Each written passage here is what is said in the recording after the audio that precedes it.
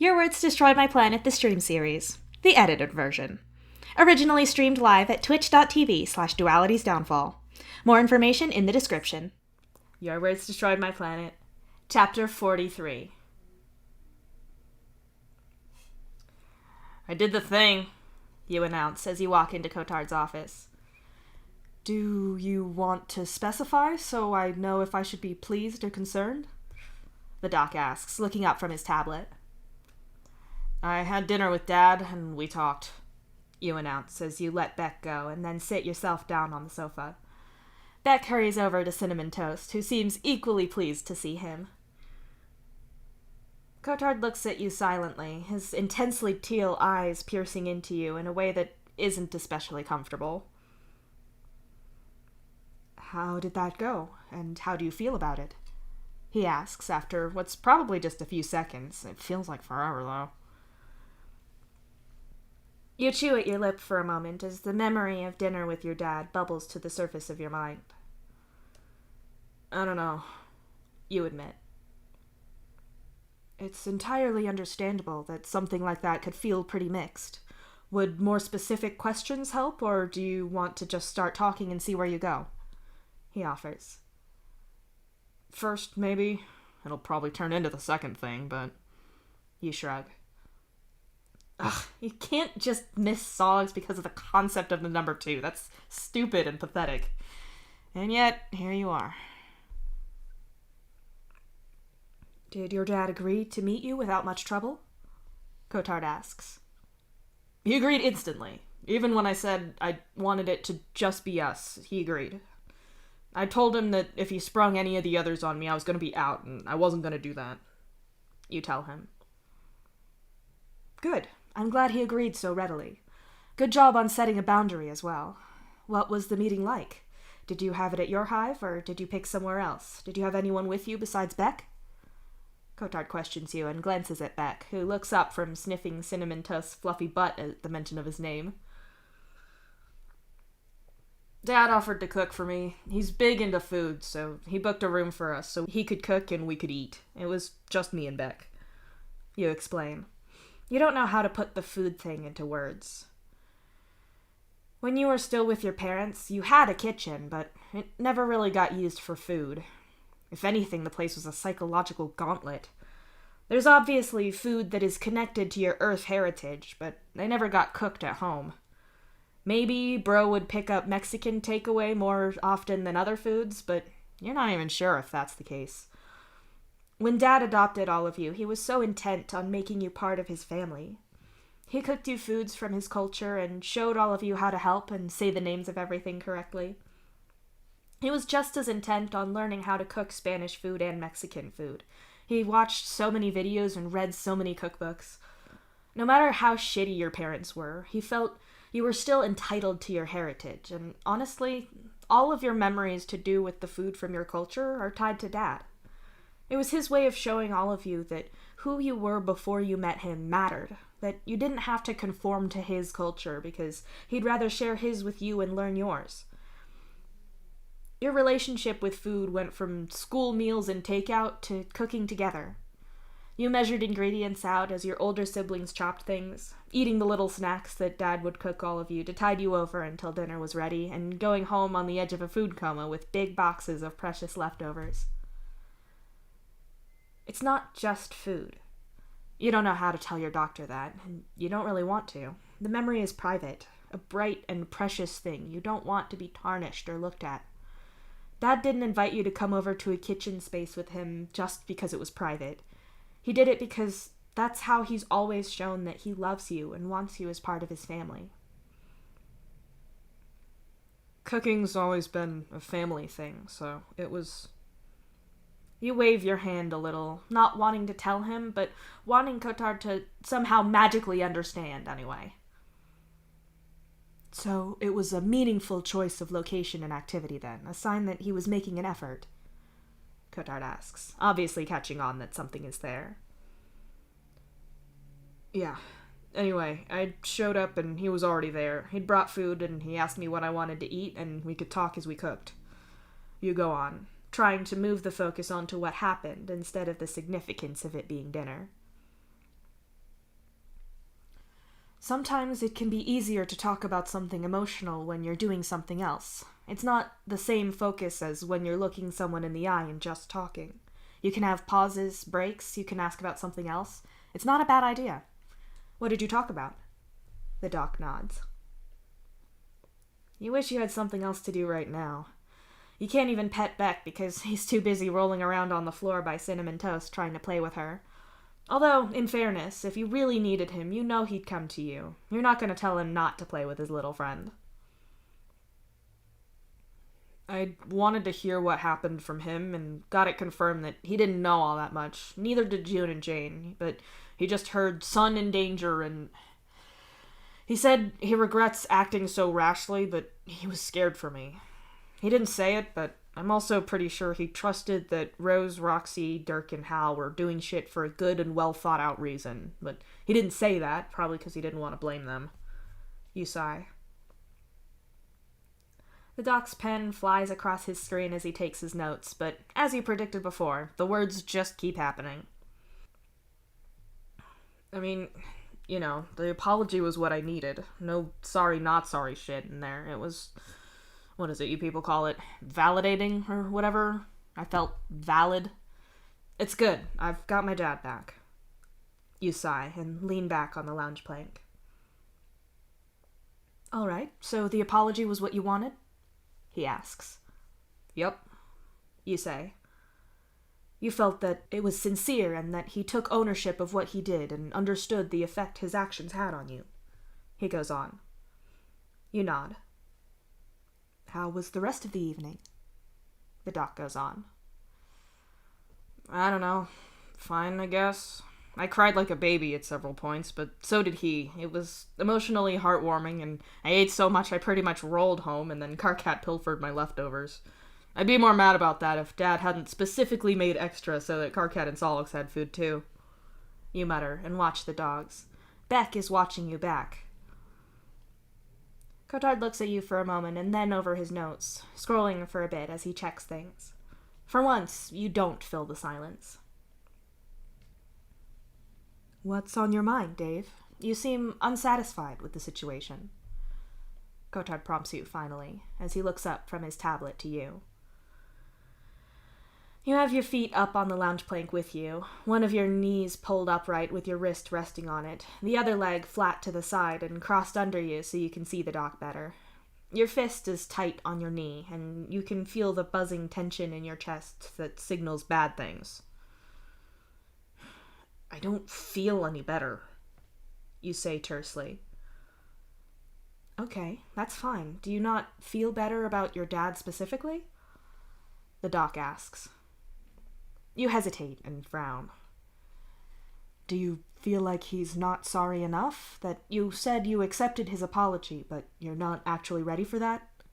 He asks. No, I know he's sorry. I'm not saying that it won't still... It still happened, and that's not going away, but he's done what he can, and I get that. You answer him. Were you looking for something else from him? He goes on. No, literally, it was textbook. You insist. But you're still unsatisfied with the situation, beyond the anticipated emotions that we spoke about, where you may still feel hurt or upset, even though apologies and acceptance have been exchanged. Cotard asks. Beck gets up and hops on the lounge plank next to you. He lays down with his legs over your tucked leg and nudges your arm right on your Leica tattoo with his wet nose. You rub his head on the soft fluff between his ears. Nothing's better. I feel better knowing that I have Dad back again. It's a relief. Same as it was with Hal and Carcat. I'm not saying it's not that, but I'm not better. I don't feel better. Things don't feel better. I've not fixed or changed things. All I've done is made it so that Dad and me are cool, and now he's different from everyone else, same as Carcat and Hal are. You mutter. Things are never going to be exactly the way they were before. That's just the nature of big events like these. Your doc tells you sympathetically, and you roll your eyes. No shit. I know it's not going to be the same, but... You hesitate, and Cotard doesn't fill the silence for you, so you have to. It'd be easier if I could just get everyone together at once and, like, bam, fixed. How would you like that to go? Talk me through the outcome you want from that. Cotard says slowly, in the careful way that Rose sometimes speaks, where you think you're walking into a trap. You think he's letting you spool out enough rope to snare yourself in your own dumb idea. I don't know, I just want everything to feel how it did before. You say to Beck, because that's easier. Beck looks up at you with his deep, dark eyes. He understands you. I mean, I could do that. I could get everyone else together and be like, hey, I reacted badly because you blasted my shit to everyone, but you were totally right, I forgive you, all is cool, back to normal now, and then it'd be fine. You mumble. And how do you think that'd go? Are the words that Cotard says, but you very much hear, that's the dumbest shit you've ever said. I could make him believe it. Maybe not in a day, but I could. It'd be easier because it's what they want to hear, and then no one would be mad at Hal anymore, and Dirk and Jake can be fine again. It'd be better, and I could enjoy being around them again, as long as I don't think about what they did to me, and how they're not sorry, and just quietly die inside and pretend everything is fine. I could just crush it down, you say brightly, and also kind of dying inside. Beck shoves his whole body into your lap, flattening your other leg. Cotard gets up and goes to his cabinet, pulls out your jar, moves his coffee table, and sets it down. By all means, demonstrate how crushing it down works. Without spilling any of the water, just put your whole hand in there and exert as much force as you can to crush everything down. In fact, lower the water level by doing that, since it's supposed to solve all of your problems. He says dryly, and waves his metal hand at your full-to-the-brim jar of water and little jelly balls of psychological issues. I understand how water displacement works. You groan. Do you? The doc says, somewhat pointedly. Fine, but this bit-by-bit shit is just creating different tension, and I hate it. Can't I just rip the bandage off in one go? You ask him. We can talk about that. Perhaps make a pros and cons list about it. Properly consider your options before making a decision. Let me draw that up for you. Cotard nods and starts sketching.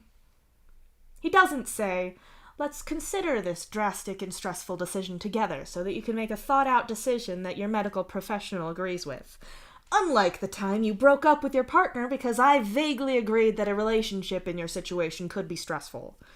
He doesn't say that, but when you told him about you and Solix afterwards, his eye had twitched, and he had then explained to you that snap decision-making could lead to bad decisions. In your defense, you know it was the right call, and given that it didn't nuke your relationships with Solix or Karkat, you know the doc agrees with your judgment on that. He clearly just wishes that you'd considered things carefully and talked them out. You don't feel inclined to do that, though. You think that the doc is pretty much on the level with you, and you trust him more since he told you that psych people fucked him up too. He still became one, though, so you're not going to trust him completely. You also don't like the idea of handing over every thought and decision to someone else so he can control you. You need to keep some things back. Solix was just too important to risk anyone else's influence clouding your decision. Tell me how you envision this talk going. Would you want it to happen at your dad's hive, at yours, or a neutral location? Cotard asks. As long as it's not my place, then I don't care. I want to be able to leave if it goes bad. I could do that at mine too, I guess, but... You shrug. It would probably feel as if you didn't have anywhere safe to retreat to, and even if you went into your respite block and locked yourself in, that's not leaving the situation so much as it is trapping yourself somewhere. That makes sense. Would you want to do this with everyone who was involved, including Hal, your dad, and Karkat, who have apologized, or would you prefer to keep the numbers lower and only have the people who you're still waiting on apologies for present? He asks as he makes notes.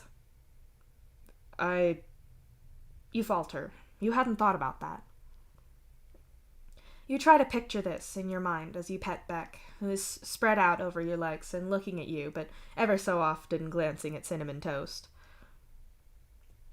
The little corgi is laid out flat on the floor with her itty-bitty legs flat behind her, so you can see that her little fluffy nub tail has been trimmed into the shape of a heart. Dad's place swims into your imagination, and you can easily populate it with your family. If you imagine Dirk, Roxy, Rose, June, and Jane there, and then put yourself in the room, it feels intimidating. It's not like you're scared of them, and you know they love you. That's not the issue. Your family doesn't fight an awful lot, but you do all have your disagreements, and it's not like any of you are shy about voicing them. Roxy and Jane can both pretend like nothing is wrong, but actually be upset, but even they'll put their foot down when push comes to shove. You get the feeling that this meeting will dissolve into arguing really quickly.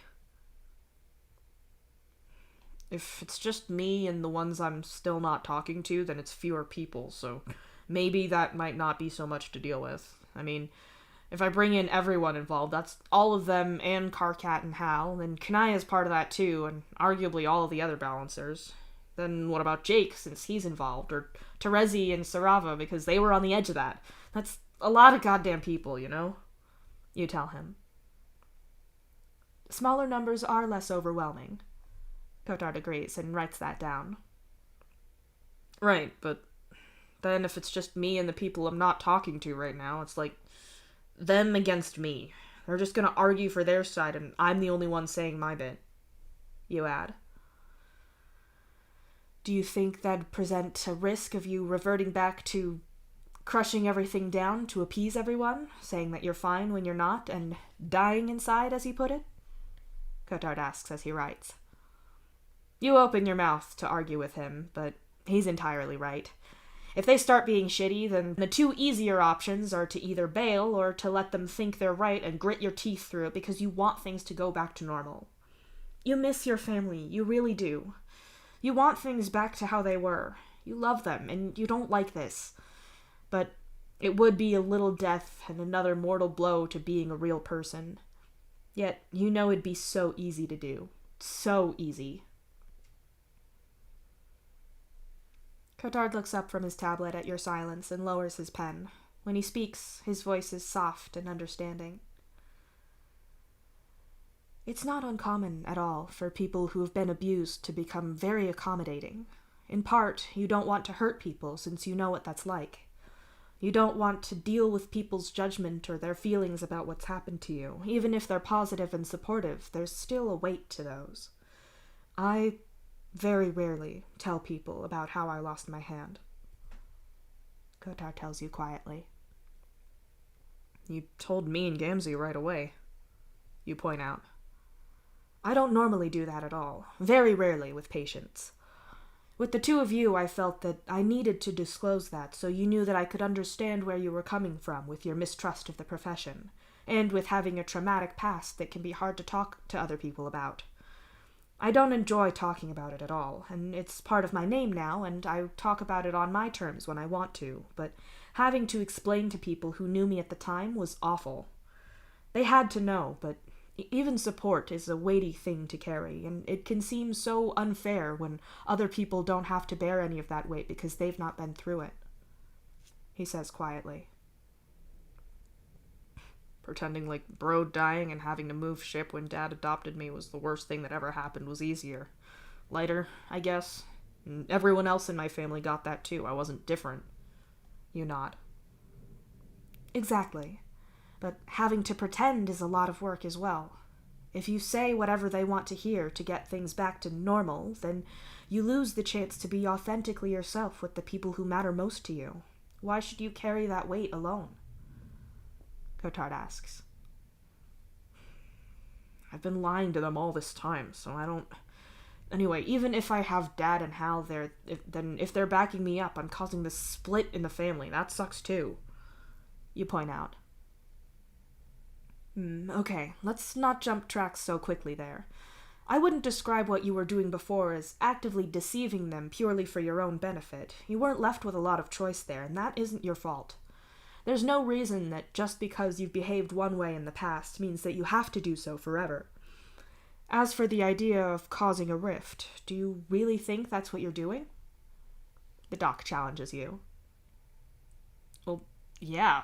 Hal apologized and we're cool now, but it's fucked things up between him and the others, and if it goes the same way with Dad, then it's like I'm getting them in trouble because he's on my side.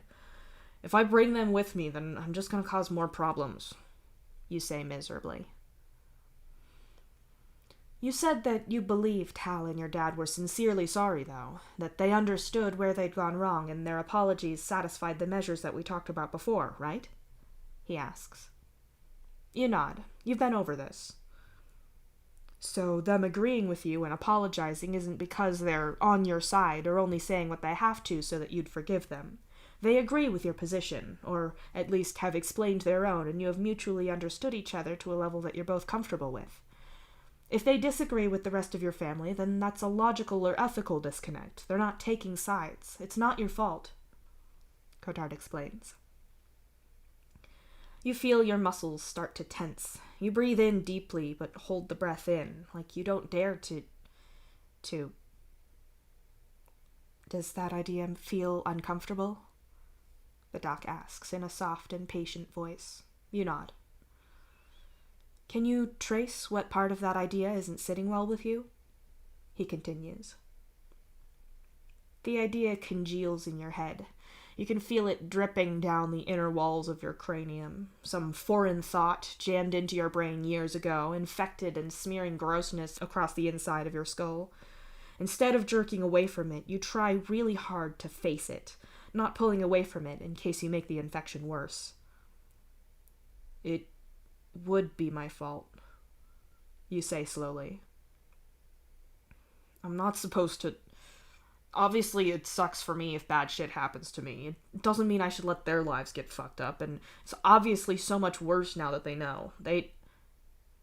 You falter as it clicks into place, as your questing mental fingers find the shard lodged in your brain. Mom and Bro.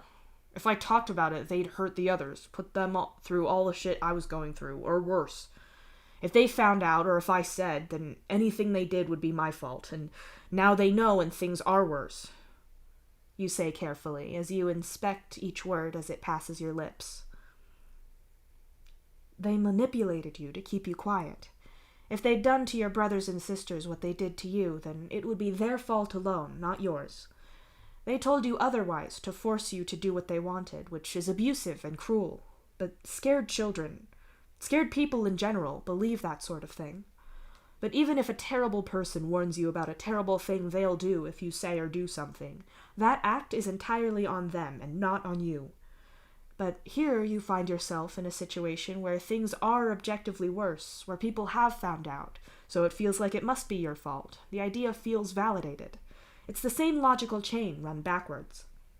If you told people, then things would be worse and it would be your fault. So the fact that people know and things are worse seems like it should therefore be your fault. Cotard explains, just like that. Yeah, you whisper.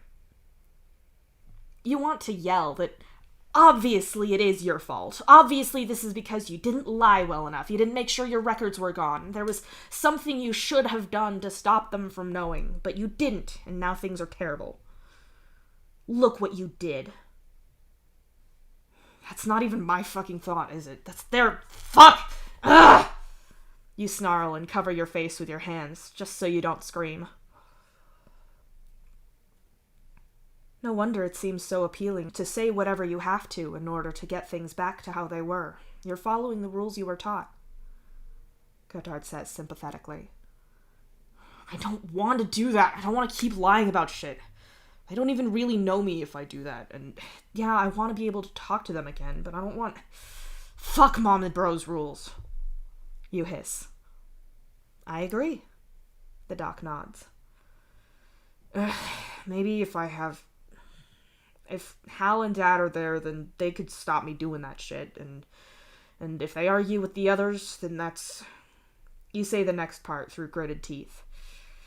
Then that's not on me. Exactly. Cotard smiles. Cool.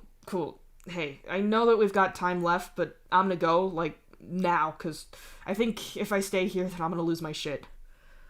You say shakily, your hands tight on Beck's harness. I think that's smart. I will send you a list of things you might want to ask yourself about this meeting that you might have with your family, but there's no need to look at it.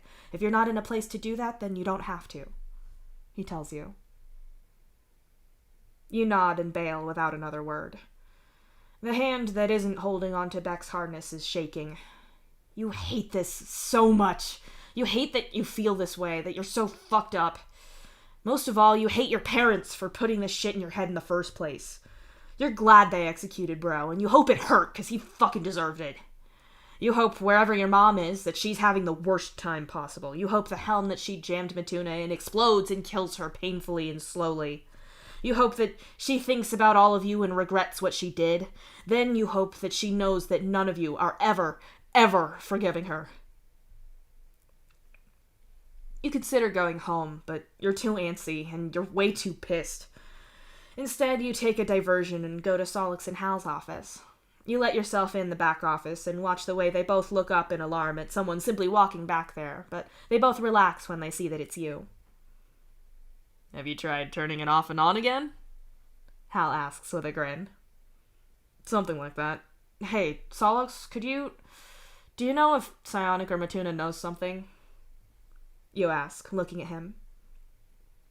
They both definitely know something, but I don't know if anything they know is the thing you're looking for. What's up? Solix asks, and squints his eyes with a look of focus for a moment before the two ghosts appear. He's asking you two if you know something. Solix tells them both. Wait, is the office haunted right now? Hal asks as he looks around. Yeah, Matuna and Psionic, no one else. Solix answers him. Okay, I guess. Not that I can do anything about it anyway. Hal says. Do you two know how to contact the ship my mom was on, where you two were? You ask Matuna and the Psionic, and all levity drains from their faces. Matuna says something sharp, and Psionic looks at you with his eyes narrowed at you, not like he's pissed, but more like he's trying to figure you out. Why do you want to know? Solix asks. Tell me you're not going to try to talk to her. There's no way that ends well. I don't know about you, but I sure as shit don't want her knowing where our ship is. I mean, she could probably find out if she got into official communication or whatever, but we don't need her knowing. Hal adds. Nah, fuck her. I don't want to chat with her. Could you send her some virus that, vent all the air in the ship, or fill it with carbon monoxide, or fucking bees or something? You hiss. Matuna laughs brightly and says something quickly to Solix with a violent little smile on his face. Matuna says that the helm's got systems to prevent that happening, but he did try. He didn't try to code something that'd replace air with bees, but... Solix pauses as Matuna talks. But he thinks that idea is cool, and I quote, some sexy fucking evil shit. You look at Matuna. He winks at you. I don't know whether to assume that this means therapy is going well or badly, Hal says uncertainly. I just want her to suffer for the shit she did to us, specifically me. I can't do shit to Bro, he's already dead, so, Mom. You shrug. Matuna cackles and says something to Solix. He says he's not seen Bro in ages. He thinks he's scared after the move Signless made. Him and Damara have been keeping an eye out for him. Solix pauses, and his attention shifts to the Psionic. Psionic looks at Matuna and makes a garbled series of beeps as he moves his hand through the air. Matuna looks at Solix and translates something. The ship you were on? What about it? Solix says. Psionic leans over and makes out like he's typing on Solix's keyboard, and then motions through the air to his other hand that's moving kind of like a spaceship, or it's representing it at least. We could send her ship something? You guess, and Psi nods. Anything we'd sent her, she'd know who sent it, and also communicating with pirates is definitely a crime, Hal points out. Matuna says laws are for the living, and also for little bitches. Solix translates with a sigh. I don't need extra captor sass, Hal grumbles. Psionic waves his hand between himself and Matuna, then does that typing and sending gesture again. I'm sure you two could code up something nasty for her. She definitely deserves it after what you both went through. The only problem is that with the virus gone, you can't interface with tech anymore. That only worked on infected devices. I'm gonna work on it. It's on my list.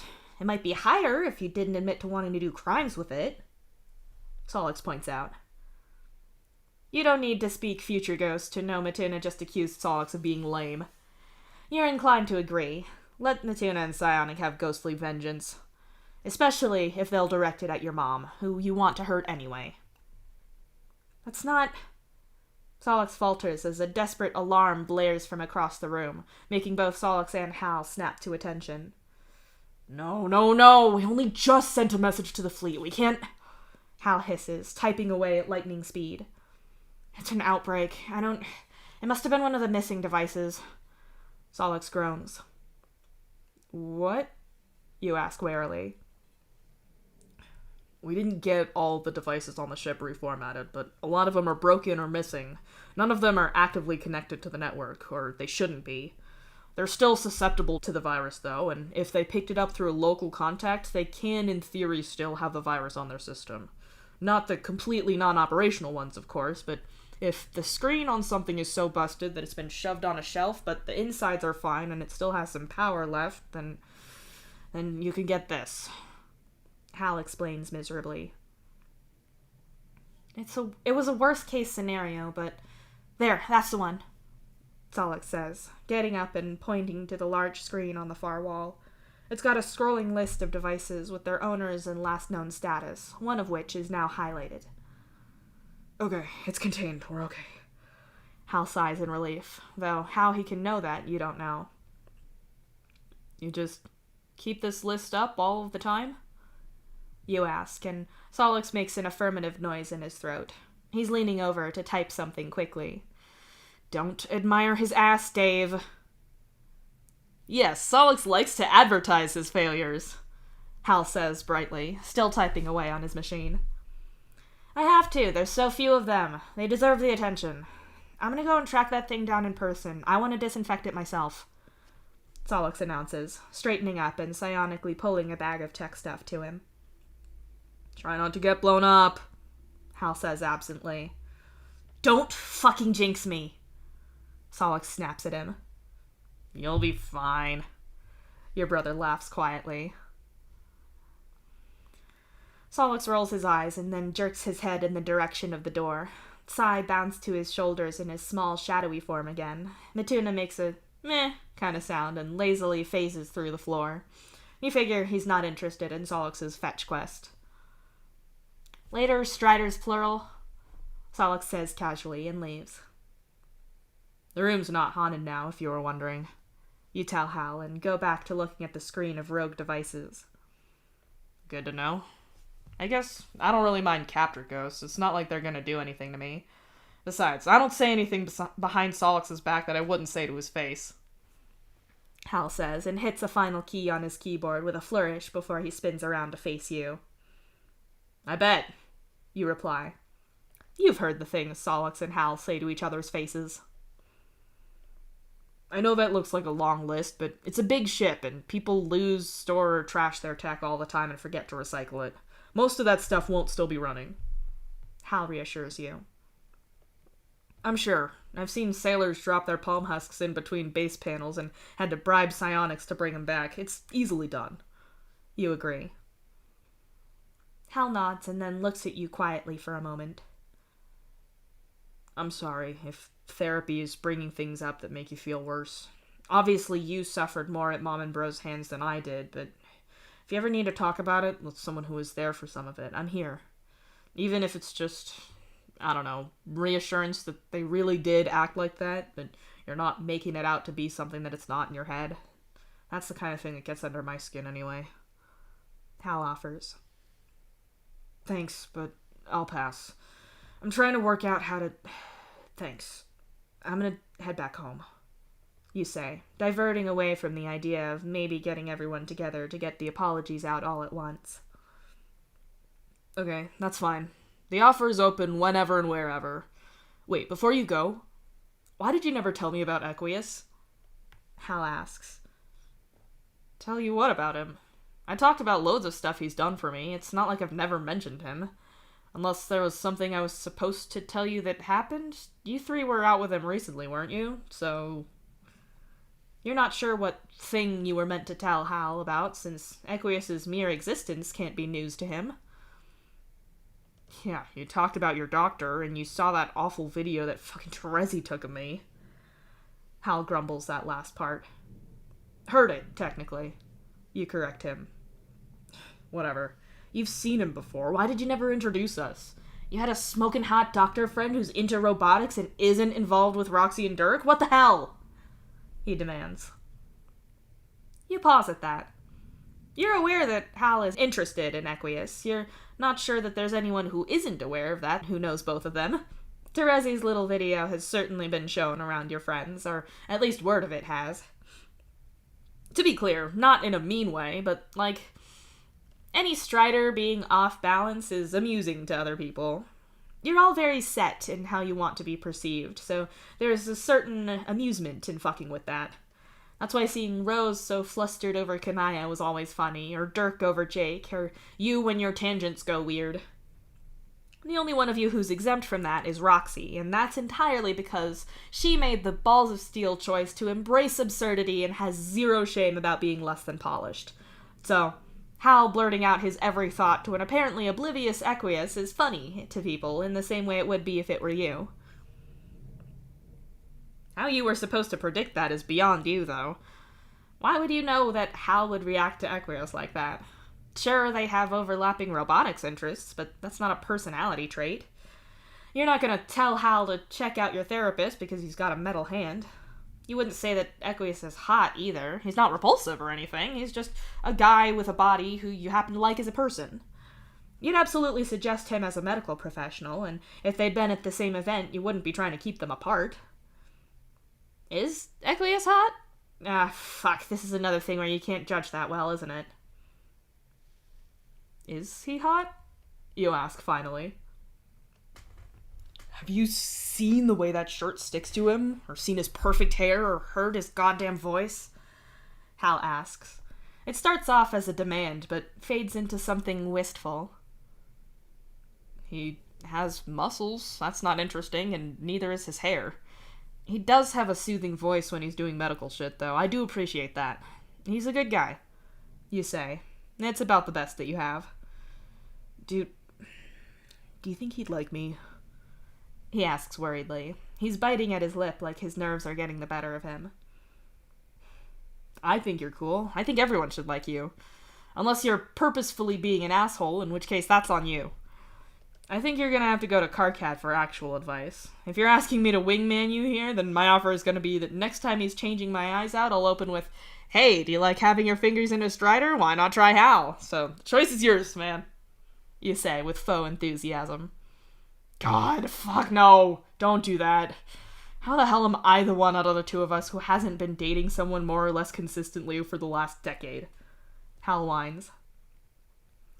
Well, if you don't want my proven dating advice, you're just gonna have to ask Carcat for advice. He loves that shit. Anyway, I'm gonna go before I suggest more pickup lines to you and you throw things at me. You tell him and turn to leave. Good instinct, Hal grumbles. You hold the door open for Beck, who happily trots through, and pause there for a second, looking back at Hal. Hal catches your eye and points a finger at you. Whatever you're going to say, he starts. You could say something like, hey doc, maybe you can help me. I think I've got a deficiency in vitamin U. You say with a broad grin. You retreat and shut the door in time to avoid a mouse mat to the face. You pause for a moment or two and crack it again. Hey doc, I think I'm behind on my shots. I hear you could get those in your ass sometimes, so maybe... You start. Leave! Hal yells at you, and you wisely retreat. Not that you can stop yourself from laughing. You're gonna have to make up a list of these to message him. More than that, you're going to have to tell Solix about this so he can get in on this too. You and Beck leave, your mood lifted a little from seeing Hal and Solix. You're not all that far away when it sinks in again, though. The reason for that is because you nearly run into Bro going the other way within a minute of leaving. There's a moment where the two of you stare at each other, but it's broken when he dips through a wall. Ugh, you should be grateful that you're not going to have to deal with him, but You hope that Bro isn't going to creep on Hal or anything, especially if Hal is going to be saying anything about his feelings for another guy. Hey, can you do me a favor? Kinda busy, Dave. No, I know, it's just, I think I saw Bro heading in the direction of your office, and without you there to see him, then Hal isn't gonna know. Do you think you could see if Cy wants to check if he's there and slam dunk him for being a creep if he is? I take it back. I have time for that, for sure. Cy's on his way. Hell fucking yes. Okay, I'm gonna let you focus, so bye. You feel bad for interrupting Solix's day, especially as things are clearly going somewhat off-script for him. You can catch up with him tonight at least. When you get through the doors of your hive, you find that you're on your own, so you retreat to your own room and sit down at your desk. The idea of trying to fix this problem with your family all at once pulls at you again, so you figure that you'll lean into the doc's suggestion of making a pro and con list. After a good deal of deliberation and a pause partway through to shout "hey" back through your door when Karkat returns home, you have a working list. Dave's actually considered pro and con list for the big family fix. Pro, having to psych myself up for one big thing is going to be less stressful in total than lots of one-on-one encounters that freak me out. Con, that's still more stressful than a one-person thing that was already hella stressful. Con, I'm also assuming that it will all get fixed in one encounter and not go on and on, which would just be more stressful long term, and also I had to do a big thing. Pro, if I have everyone there at once, I'm more likely to get everyone's accurate story of what happened since they'll correct each other. Pro, they also won't have time to make a Dave apology walkthrough guide for each other by comparing notes. Con, there's a bunch of them and only one of me, so it's gonna feel like I'm on the defense here and maybe I'll fold or something. Con, I could just be setting up a situation where the people I've accepted apologies from get yelled at by those who I haven't, and that'd suck. Pro, if I get this done quickly, then there won't be so much tension between the rest of my family, like people won't be mad at Hal and Dirk and Jake can sort their shit out. Pro, I can get my family back if they apologize right, and things can go back to normal, or normaler. Con, if they stand by not being sorry, then what the fuck do I do? And, like, if I don't have that confrontation, I can just pretend it's fine. And yes, Doc, I can see what that looks like. Shut up! Pro, if I can get this apology shit squared away, then that'll be a big stressor gone, and maybe I can not be such a fucking disaster, and I could get Solix back, maybe. Pro, any plan that has a chance of me getting better so I can get Solix back, I'm behind. He's so good, like, goddamn. Pro, if I get my family back, then I have a support structure, or whatever you called it, I forget the name, but you said it's meant to help. Pro, I'm just real fucking tired of being angry at people. It's exhausting, and I want it done. Con, I've got no clue how I'd manage that whole meetup, and even Dad, Karkat, and Hal can't really help because they were still part of it, and I don't want to fake this, but I know I might if it's easier. Con, what if they're not sorry? Pro, what if they are, and I'm just fucking around drawing this out for no reason, and this one-by-one way is worse for everyone? Pro, what if the others think that the order that I talk to them in one-by-one means something about how much I like or trust them, and even if the one-by-one thing works, I've screwed our relationship up in the future because I didn't get to them soon enough, so surely all at once is fair. That's 11 in favor and 7 against. That's looking pretty promising. You push away from your desk with a sigh. You need to get away from this. No matter how many points in favor you have, the idea that your family could just dogpile you and you'd smile and say shit is fine is the real sticking point. You don't know how to get past that. Normally you'd look at maybe getting backup in this situation, but all the people you'd normally go to for something like that are involved. You and Karkat are chill now, but he's not neutral on this, and Solix is really clear that he's not getting dragged into saying whether Karkat was right or wrong. The last thing you want to do is fuck up his relationship with Karkat. You can't bring Jake because of his situation with Dirk. You wouldn't forgive yourself if you split up their marriage. And Who else can you bring? Gamzee or Aradia? Neither of them is neutral on this, or diplomatic in the slightest. Terezi's biased and was semi-involved. Jade's biased the other way, so that's not fair. You're just gonna have to figure it out or shelve the plan entirely. Until you can work your way out of that situation, you can't move forward. If you can't move metaphorically forward, then you're absolutely moving forward out of this room before you drive yourself nuts. You open your door and falter when you see more people than you'd expected. As much as I see your point, Signless, I'm not sure that this was entirely right. Obviously, the way that Karkat rejected your advice was hurtful and dismissive, and— Oh! Cancri looks up at you. He'd previously been looking at Signless, who had sat on the far end of the lounge plank. I didn't mean to interrupt, you say uncertainly, as your eyes flick between Signless, Cancri, and Karkat. Cancri is in the middle, between the two other Vantuses, who are camped out on the far ends of your new-to-you lounge plank that's all it took from Karkat's old place. It's your hive, too. Cancri's just helping us— Karkat trails off and waves his hand around like that explains the whole situation going on here.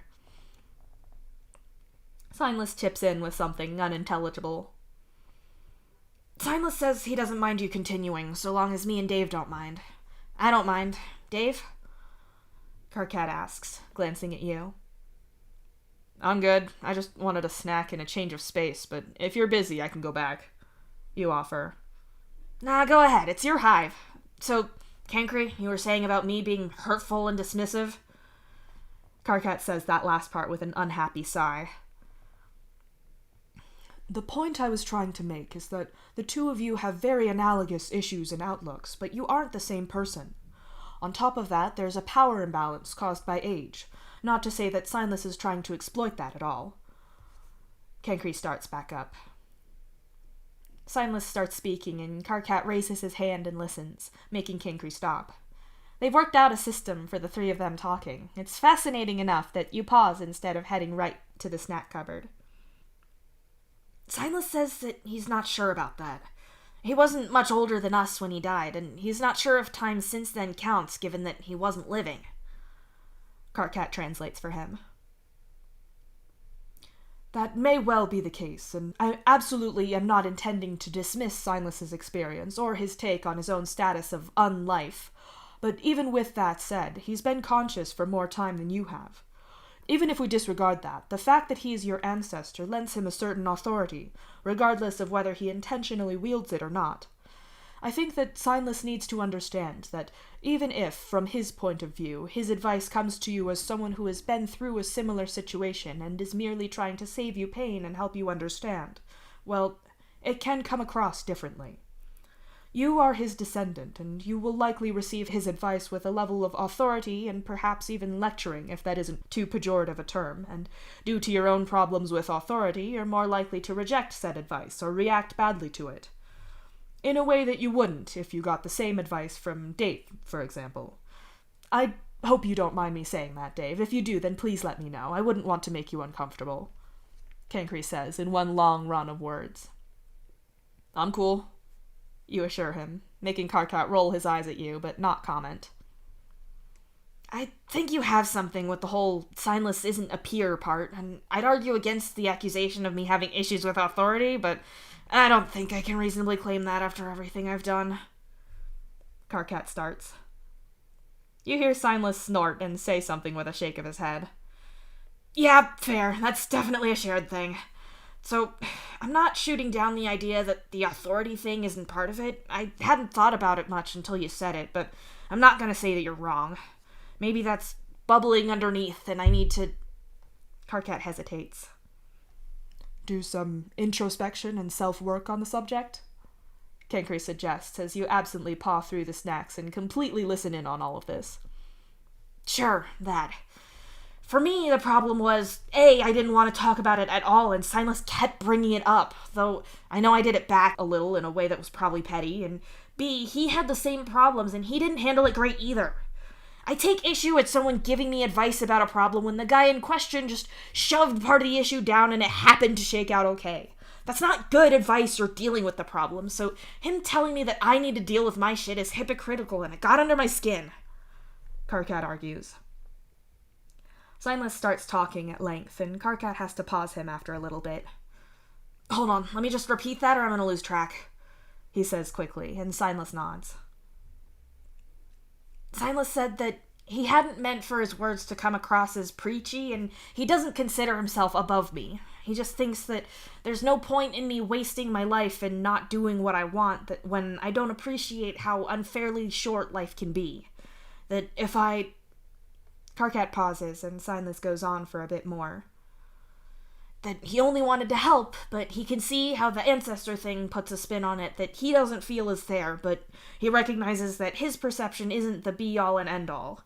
He then goes on to say that I really need to sort my own personal problem out without going on to talk about how that can apply to him too when we're back to him being hypocritical again. Karkat, please don't add in like that. It's not fair, Kenkri reminds him. Karkat grumbles and leans back against the cushions in what is obviously a sulk. I don't know why the two of you are so determined to push each other's buttons in this way, Kenkri says in his best, not mad but disappointed, tone. Signless says he's just trying to help, Karkat says, then after a pause, adds, So I guess I'm just super ungrateful. This is why I didn't want to... Ugh! I want to be able to work with you and see you, Signless, but you can't leave it the fuck alone! Karkat, we discussed language in our ground rules. I've already let a few slide, but please. As for you, Signless, you should know full well that unwanted help is not help at all. I would suggest that you also do some introspection about why you feel the apparently irresistible urge to keep poking at this subject when Karkat, for better or worse, is not receptive to what you have to say. Are you sincerely trying to help him and that's your only motive, or are you trying to prove something to yourself or fix your own issue with this? I think until you can answer that question, you two need to agree to take this topic off of the table. Kenkri tells them both, looking at each of them, despite obviously only being able to see Karkat. Signless says something in a clearly displeased tone, and you watch as Karkat's lip twitches up in the beginnings of a snarl. His body language is tight and angry all over. He says that he's gone all this time not being able to talk to anyone, and now that he can, we're telling him to shut up when he's only trying to make my life easier for me. That I have the advantage of living in such peaceful times that I shouldn't get in my own way by making things more difficult for myself, Karkat says through gritted teeth. Oh, absolutely not. No, not at all. Signless, this conversation is over. You have no right to live vicariously through Karkat. No matter how altruistic you think your motives are, it gives you no right to dictate how Karkat lives his own life. I will absolutely not allow you to speak through him if you're going to be speaking like that. I'm willing to pick this up again if you can be polite and courteous. I appreciate that you've been dead for a long time and you have your own emotional needs and your own issues. I'm sure I couldn't even begin to understand the depth of suffering those must place on you, but you do not get to act like this, and I won't enable it. You need to take a step back and only come back to this discussion when you're... Kenkri goes on, but Signless has bailed partway through in an angrily tearful swoop of his cloak. He's gone, Ken. Karkat sighs. I am very disappointed in him. Kenkri tuts. I feel awful. I know we made some progress, and I know in part that he's right, but... Karkat gives up and slides down the cushions miserably. He's treating you like a vehicle for his own desires, which, although understandable given his lack of contact with anyone for so long, is inexcusable, Kenkri says firmly. I guess. I just feel guilty about it is all, Karkat mumbles. Kenkri looks over at you, and you realize that you've been staring at them this whole time, probably pretty blatantly. In a panic, you let your mouth get ahead of you, but this time at least it's on the right track. Do you do that a lot? You ask. I will need to ask you to be more specific, Kenkri replies. This whole mediating thing, you ask, and then, because this is Kenkri, you add on, I didn't mean that in an Ashen sense or anything, I wasn't implying that, but this whole getting in the middle thing, you didn't seem to be on anyone's side, but it was like you were refereeing that. To an extent I do, yes. With my work, debate and argument over issues is the mechanism for how things get done, but I'm not always personally involved with my own arguments, and sometimes you have to make sure that another debate is being fairly handled without getting involved too much yourself. Karkat and Signless both have their points here, but I refuse to allow either of them to treat the other badly or for the conversation to get unproductive. Kankri answers you. You look at Beck as if to confirm that he heard that too. He was by your side as you made that whole list. There's the minor hitch of Beck being unable to read, but you're gonna ignore that. Could you do that for anyone? You ask him slowly. I'm pretty sure he's not gonna be able to help with Bro. That man is well beyond the point of reasoned discussion, Karkat says, looking at you with no small amount of alarm. Yeah, no kidding. I wasn't thinking of Bro.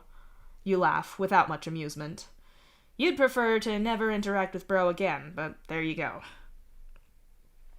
Why are you asking about this, if you don't mind me asking?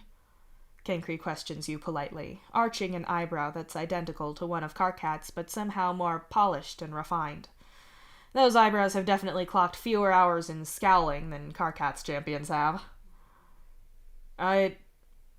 You falter, your eyebrow mental monologue throwing you off. I'm not talking to most of my family right now because of the whole thing. Because of them releasing your information to the whole ship without your permission, Kankri fills in. Right. I'm talking to Karkat, Hal, and my dad again, but not the rest of them. I don't want to keep singling people out to try to mend fences, and I know that'd cause issues of who got forgiven or whatever in what order. I partly want to rip the bandage off and do them all at once, having everyone who was involved there, but if it's them and me, then they're just going to overwhelm me with numbers alone, and they'll back each other up. And as much as I'd normally ask Karkat to help, you start. I'm not exactly a bystander in this. I'm the whole reason this thing happened in the first place. I can't act like I'm on your side now and have nothing to do with them. Not to mention, my position on this isn't the same as yours anyway, Karkat says. Right, and I don't want to let them turn this around on you, Hal and Dad. I don't want to have Jake for backup because of the situation with him and Dirk, and Jade would blatantly be on my side. You list off.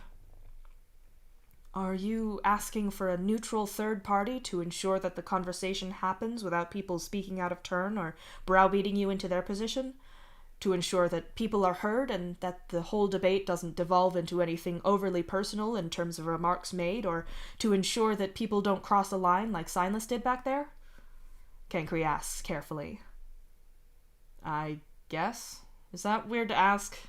I just don't want to back down and say that everything is fine when it's not, and maybe this was a weird thing to ask. Sorry, I shouldn't have...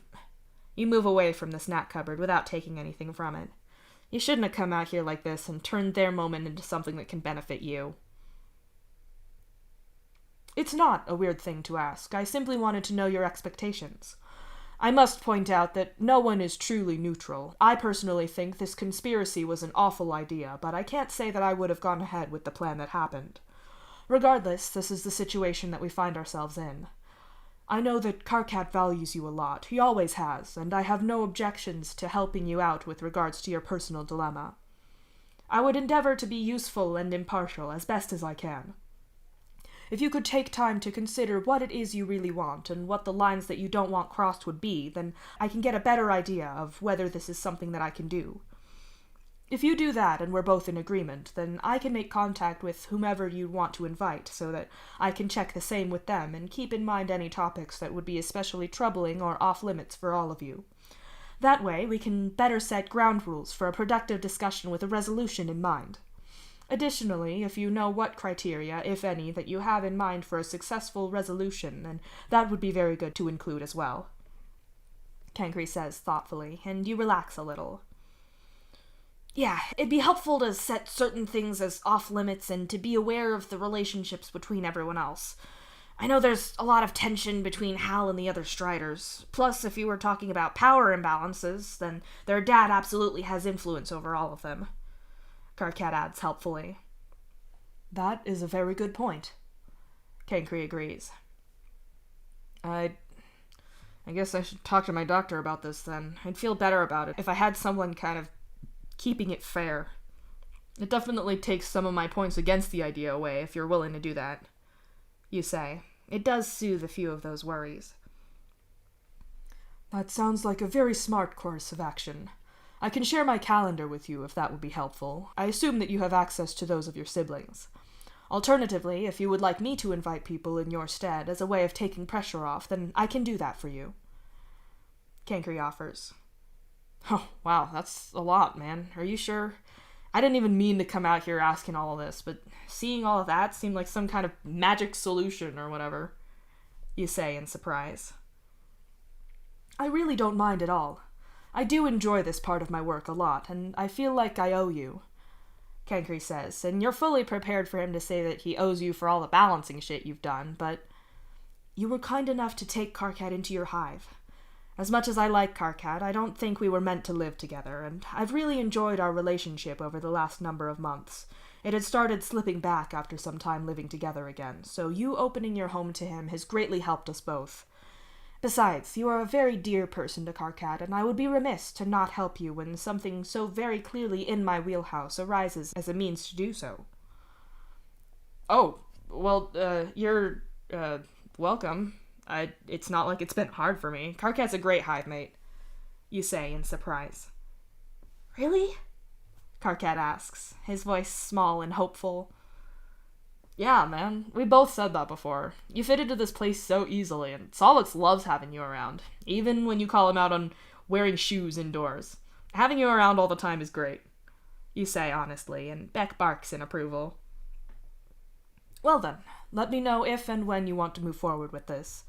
As for you, Karkat, I am sorry that today didn't go exactly as you wanted. I'm still willing to try again whenever I have availability in my calendar. I think that Signless really needs to work on his own issues as best as he can, and you... Cankry falters for a split second and glances at you. It's so quickly that you nearly miss it. Nearly. Need to think about what we discussed before. Really, you know the argument at hand, so I needn't go over it now. Nonetheless, I think I'll leave you some space now to process. Thank you for letting me help with this. He finishes. Thanks for helping, Karkat says sincerely, if a little glumly. You two will get there in time. I have every confidence in you both. I'll see you around, and I'll wait to hear from you, Dave. Cankry nods at you both and lets himself out as formally as possible. We're both going to Cankry for help. What have things come to?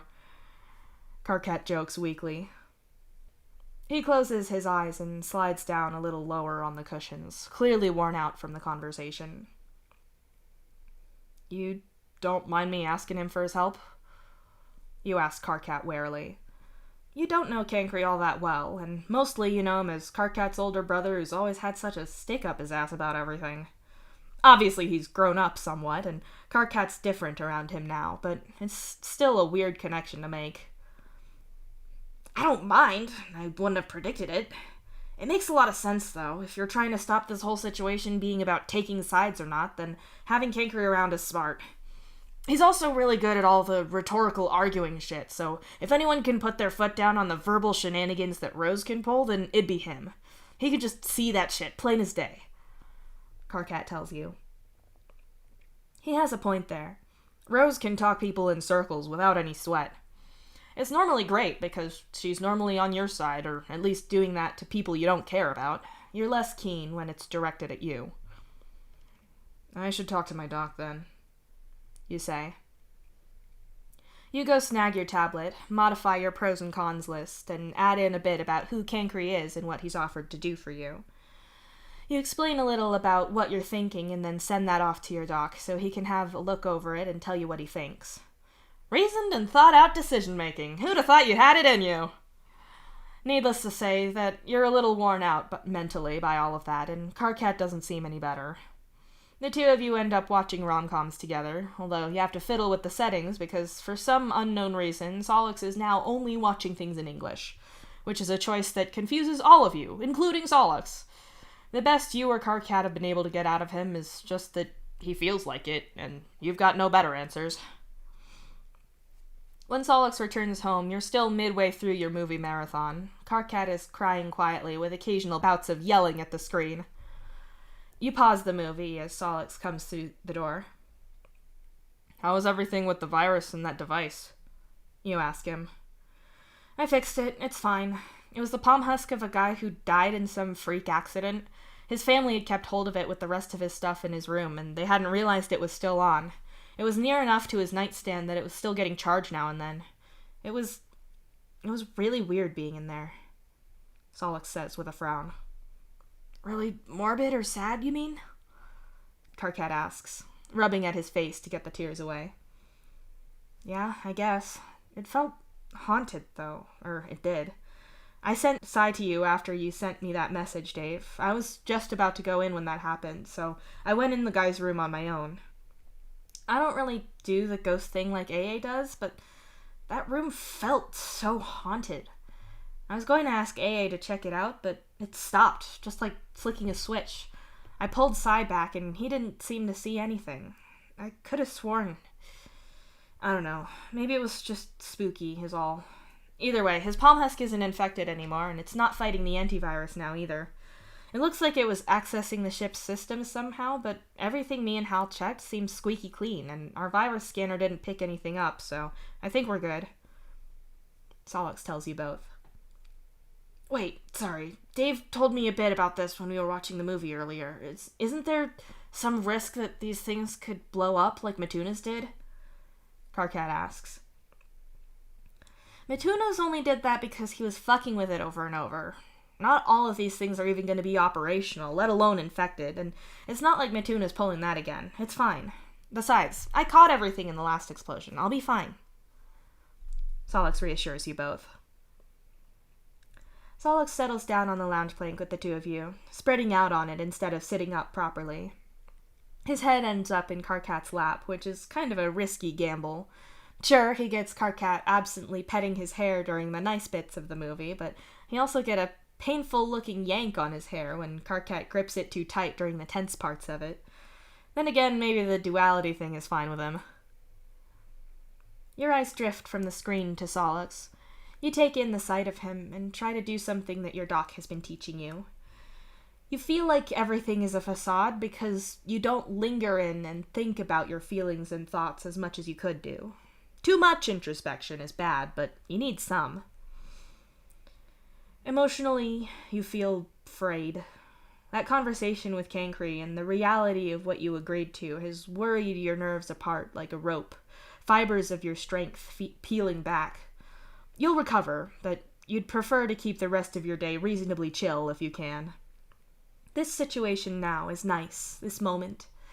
Solix is comfy and relaxed. Karkat is chill and doing something he really enjoys. Beck is chewing at a toy with contentment. It's peaceful and happy. You really like this, actually. Karkat says something to Solix, his voice rumbly and lovely. Your face is smushed against his shoulder, so you don't just hear it, you also feel it conducted through your bones. Solix says something back, his split tongue lending that duality to his honey-rich tones. The two of them together makes your skin tingle and a little shudder run up your spine. Karkat keeps talking, and you turn your head a little to look at him, the way his face crinkles a little around his eyes as he grins, his bright and janky-toothed smile, and the way that he's simply the most expressive person. He's insistent with Solix about something in the movie. You're not paying attention to that at all. And though his words are intense, there's a warmth to them that you can't deny. Karkat loves Solix. Everyone has known it for forever. This isn't a realization, as such. You've already worked out that you had feelings for Karkat back when you were both at school. You know that you're attracted to him. That fact is there, plain in front of your face. You're interested in Karkat just as much as you are with Solix. Not in the same way. This isn't pitch, but you would, in theory, like to do something with those feelings. You want Solix back, without a doubt. You want him as your partner, and you want to be his with all the romantic hate you can get. But if you take everything you've done with Solix, every romantic base, or whatever you want to call it, and run it through a redder and more human emotions filter, you want that with Karkat. It's hard to keep your mental hands off of that now fully formed concept, to just let it breathe for a moment.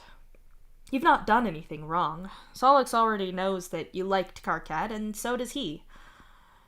The existence of having those feelings isn't going to ruin anything. You're also reasonably confident that if Karkat found out, it wouldn't be weird, he wouldn't ditch you. It feels a little scummy to have feelings for Solix's best friend when you broke up with him because you weren't stable enough for a relationship. You hope that you're not lingering or holding back because this gives you a little bit of both, like you're leeching comfort from both of them this way. You don't think you are, but it gives you a bit more motivation to sort your shit out, just to prove it. I've not been paying attention to this for ages. I'm gonna go. You announce and get up. What? This is the best part. Oh. Karkat's rant is interrupted as Beck immediately scrambles over to sit in the warm spot on the lounge plank that you just vacated. He nudges his head into Karkat's hand and whines pleadingly. I take it back. I have a replacement with an appreciation for cinema. Your presence is no longer required. Karkat smiles meanly and scratches the side of Beck's neck. He sheds a little bit more white hair on things, but I guess he's an okay Dave replacement for movie watching. Solix snickers. I see how it is, you say dramatically and sweep out of the room, only just managing to not laugh in the process. Once you're back in your own room, you know that you should sit down and send a message to your doc, only it seems like Kinkry's already sent you an email about the room he's thinking of using. He works fast, but then again, it's Vantis's and words, so you shouldn't be surprised.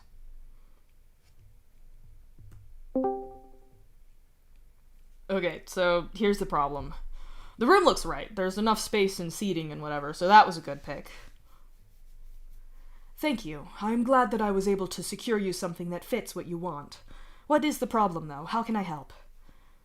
So, the problem is that I'm picturing this in my brain and I can't figure out how to start. Well, my advice would be to begin by setting expectations. To tell everyone what is and is not on the metaphorical table, setting aside topics that you won't talk about or ideas that you are not willing to entertain at this meeting. For example, you may not be willing to go into the specifics of what your parents did to you, but you are willing to allow the fact that things were done to be mentioned as long as it is non-specific. That's just an example off the top of my nugbone, but anything like that which will set a boundary around the discussion to take place. In addition, it would be good to know about any emotional triggers that you have, and if there is anything I need to look out for there in terms of calling for a break or for the meeting to be over. In addition to any especially upsetting terms or words that will also trigger you. That's not really what I meant, but we can go back to my thing. Oh, I apologize. I did not mean to control the conversation. No, you made a good point, man. I really don't want to go into all the detail of what went down on the lab. Even if there might be some things I can talk about, I'd want to stay back from it mostly. Perhaps if you offer the information, that is fine, but people aren't allowed to ask it of you. Yeah, that'd work. Excellent. Was there anything else in my message that struck a chord with you? I don't want to talk about me and Solix and our relationship status, or whatever you want to call it. Hal knows, but I doubt he's going to tell people, but the same goes with me being in therapy, because I don't want to talk about it, but Hal does know. Noted. If they have somehow found out about either of these things, do you intend to walk out at the mention of them, or would you be amenable to me issuing a firm statement that these matters are not up for discussion, and further mentions will result in the termination of the discussion? I only ask because I feel that it is fairer to let people know about rules before enforcing them, although it is tricky in this situation when we don't wish to disclose this information if they don't know about it. Yeah, it's kinda sucky, but I guess if they do throw it out there, then we can do that. Unless they're being deliberately hurtful about it, in which case I'm out. Absolutely. I will make it clear that I will not tolerate emotional attacks in the space. As for the stuff that sets me off, because I'm still getting through that message years, wow, I think it's pretty obvious stuff. What my parents did to me, pretty much, and there's not really specific words that go along with that to make me fall apart or anything. Not that I don't fall apart, but I'm still not entirely clear on how that happens. I understand. We can't always know every detail of our own trauma, and we can react unpredictably at times. A more detailed list would be better, but I will keep what you have told me in mind. What was your original message about? You mentioned not being sure how to start. Can you be more specific? Had to scroll up a way for that, huh? What I meant was literally how to start this whole thing, because the idea of sitting in the room waiting for everyone to arrive one by one but not yet talking to people is awkward and uncomfortable as fuck. But also, letting them all gather there and arriving last to a full room is also really bad. Ah, I see. May I suggest that you and I arrive at the block first. You and Beck get settled and wait. Outside of the block, I can wait until everyone is gathered, go over the ground rules with them out there, and then bring everyone in at once so that we can get started without too much hive-keeping work within the space, and you don't have to wait for people to enter one by one over time. That still sounds terrible, but I think it's probably the best option. In that case, I'm going to email you the invitation that I have prepared for everyone you listed, as well as a confirmation of their names and email addresses, to be sure that I have everyone that you want to invite and their details are correct. If you could also approve of the wording of the invitation, then I can send it as soon as possible. Yeah, I guess we're doing it. Making it happen. Great. I've emailed you the invitation draft. Dude, we are literally talking right now. Why did you open the email with, "Dave, as per our earlier discussion, please find the attached below"? Was the invitation not attached below? It looked like it was on my screen. I can resend it. No, it's there. Never mind. You got everyone, and the invite makes sense. I'm gonna go. All right, then. I will meet you at your hive an hour before the meeting time, and we can go there together, set everything up, and I will wait outside for everyone. Cool. You close your chat, and there's that wall of text in Cakery's email again. Wow. Hello, Dave. As per our earlier conversation, please find the attached below. This is my draft of the invitation to your family. Obviously, these will be personalized with names and such, as this is merely a template. I've also taken the liberty of booking a space to hold the event in, but I have first sent you a separate calendar invitation so that you can approve this. Once you have that, I will populate the invitation below with this information. Dear blank, my name is Cankry Vantus, and I am writing to you with regards to your blank, Dave Strider. Dave has previously taken a stance of no contact with people involved in the project to disseminate information about the Void to the greater community of the ship. Lately, however, Dave has started to reconnect with certain people and has expressed a concern that a piecemeal approach to reconciliation may cause unintended harm. The new goal is to bring everyone together to discuss this conflict and come to a resolution that is satisfying for everyone across the board. Dave has requested my presence as a mediating party to chair this meeting and ensure that everyone is allowed time to speak and discuss what they wish to. With this in mind, Dave has requested your presence at blank. I have cross-referenced this with your online calendars and have booked this space for blank. If this time does not work for you, please do let me know so that I can rearrange it for an optimal time. The aim of this discussion is to get clarity on precisely what happened that led to the information of the Void and Dr. Roxanne Lalonde's research being made available to the ship at large, as well as why this happened and everyone's current thoughts and feelings on the matter. The eventual aim of such information gathering is to enable, where appropriate, conflict resolution and to start down the path of reconciliation. Naturally, this may not be possible in all instances, though the hope is that, with thought and dedication, we can gain understanding and make progress. However, I am well aware that these discussions contain topics that are highly sensitive to many of you, and as such, I must lay down some ground rules which absolutely must be observed and adhered to within this meeting. Firstly, that I, as mediator of the discussion, must be listened to and my rulings respected. I have been given instructions from Dave and will be adhering to them, and my direction can be followed or else you will be ejected from the meeting. Secondly, specific details about what experiments Dave went through as a pupa are off limits. Their existence and some mention of them is likely to be mentioned at some point, and Dave is aware and understanding of this. However, too much detail is very triggering. As this is an area of nuance, please look to myself or Dave for guidance on this at the time, and if I issue a warning to let the matter go, this must be respected. Thirdly, the discussion will progress through people in phases so that everyone gets their turn, and Dave does not have to answer questions from everyone at once in a chaotic and overwhelming manner. If it is not your turn, please keep quiet and limit crosstalk as much as possible. Continued unhelpful or unwanted interruptions will result in ejection from the block. Fourthly, unpleasant language, unduly personal comments, or a generally hostile disposition will not be tolerated.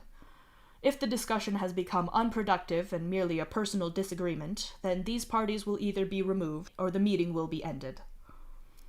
Fifthly, although everyone's feelings and experiences are valid, I would like to remind everyone that this specific meeting is about Dave, your blank.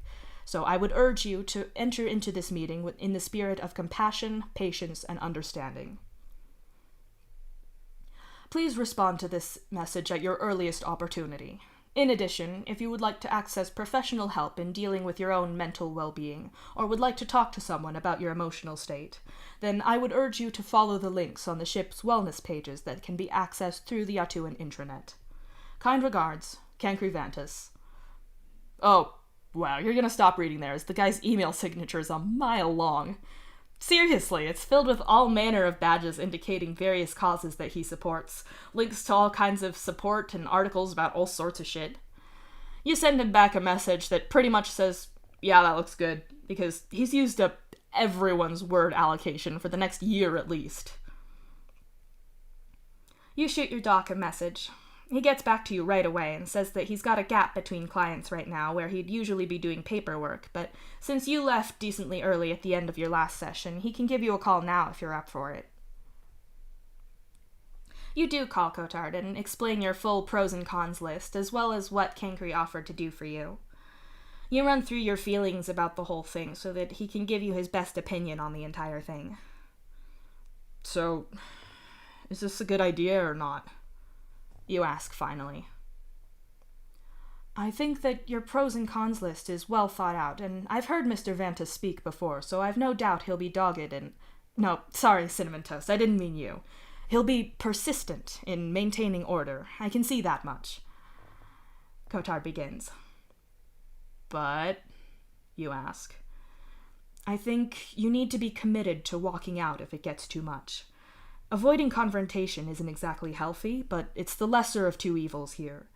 Cancri's rules definitely build in the expectation that you can leave, but you need to commit to doing that if you have to. He tells you. It's like scrubbing a mission when the situation gets too dire. You just have to cut your losses and get out while you can. You nod. You don't like it, but you're able to grasp the concept just fine.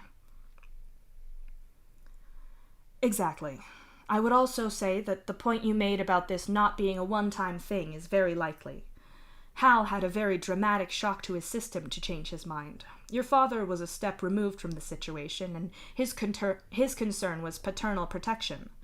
It's unlikely that they all did what they did for neatly wrapped-up reasons. Not to mention, all of this is entangled with your shared traumatic childhood. It may well be the case that you get through to them, but it's not resolved then and there, and everyone has to process for a while. Cotard warns you. It took time for me to feel better about Hal, and he was sorry from the get-go. You admit. There you go. If you go into this expecting it all to be resolved instantly, then you're setting yourself up for failure. However, if you use this opportunity with Cancri to clear up how and why things happened and state your positions, then it could be valuable. You're just not likely to get emotional resolution from it that day, he says. I hate that, but it makes sense. At least it would get a lot of the really shitty questions and explanations out of the way for everyone all at once. Even if I've got to meet some of them one by one again after, or talk to them on Trollian, then that part is done, right? I guess, you say, as you try to think this whole thing through. That's a very good way of looking at it. If you manage your expectations going in and know your limits, this will be far less stressful and considerably more productive. When you've got all the details for when this meeting is, I can see about getting you the soonest spot afterwards, and then we can do a dissection on the whole thing. Cotard says cheerily. You don't really want to be dissected. Actually, that makes you feel a little... Wait. I just realized that I should say something. You say dumbly. Oh? Your doc says. You said dissection and it made me all... You make a noise that's akin to a verbal shudder and a gag at the same time. That's the kind of thing I should tell you, right? Or even Cankry, since he wanted to know for the meeting if there were words that triggered me or whatever. Well, trigger is actually the medically appropriate term for that. In this case, it's a word that has clinical and medical implications, which I can see might make you feel unpleasant. I apologize. I'll make a note of it, Cotard says, his tone matter-of-fact instead of patronizingly pitying. I don't think you need to write it down, man. It's just a word. I knew what you meant, and it's stupid to feel all weird about it. It doesn't matter. You pause, and you can almost hear the look on Cotard's face. Okay, so if I noticed that I felt bad about it, told you that, and then realized I was dismissing that, does that give me enough credit to counter the slide into it doesn't matter that I did there? Am I still winning? You don't win at therapy, Dave. Cotard sighs. Not with that attitude. You shoot back. Send me the email, Dave. And look at those worksheets I sent you about managing anxiety, too. Cotard says and hangs up. You can totally win at therapy. He's just saying you can't so he can throw you off the scent. You're on to him. You're going to win therapy. In this multiplayer battle royale that's going to be this meeting, you'll be in first place. You're also not going to question whether framing it in your head this way is smart and or healthy, because that's not winner talk. Days later, you don't feel like you're winning. You try to control your breathing as you sit on the armchair in the event space that Cankry booked for your little meeting. This one is more of a casual business brainstorming space. There's a meeting table that you can lower from the ceiling with a button, and lots of chairs of varying levels of comfort. You've got your comfy coffee break armchair, and over across from you are the matching sofa sets, but you also have the semi-casual / semi-padded upholstered meeting chair type. The ones that are never quite wide enough to fidget about in, but have the built-in arms to stop you sitting any way that's not the designated manner of sitting. There aren't quite enough spaces on the sofa sets, so some people are going to have to go with the meeting chairs. You're trying to distract yourself by wondering who that'll be. It's better than thinking about what's about to happen.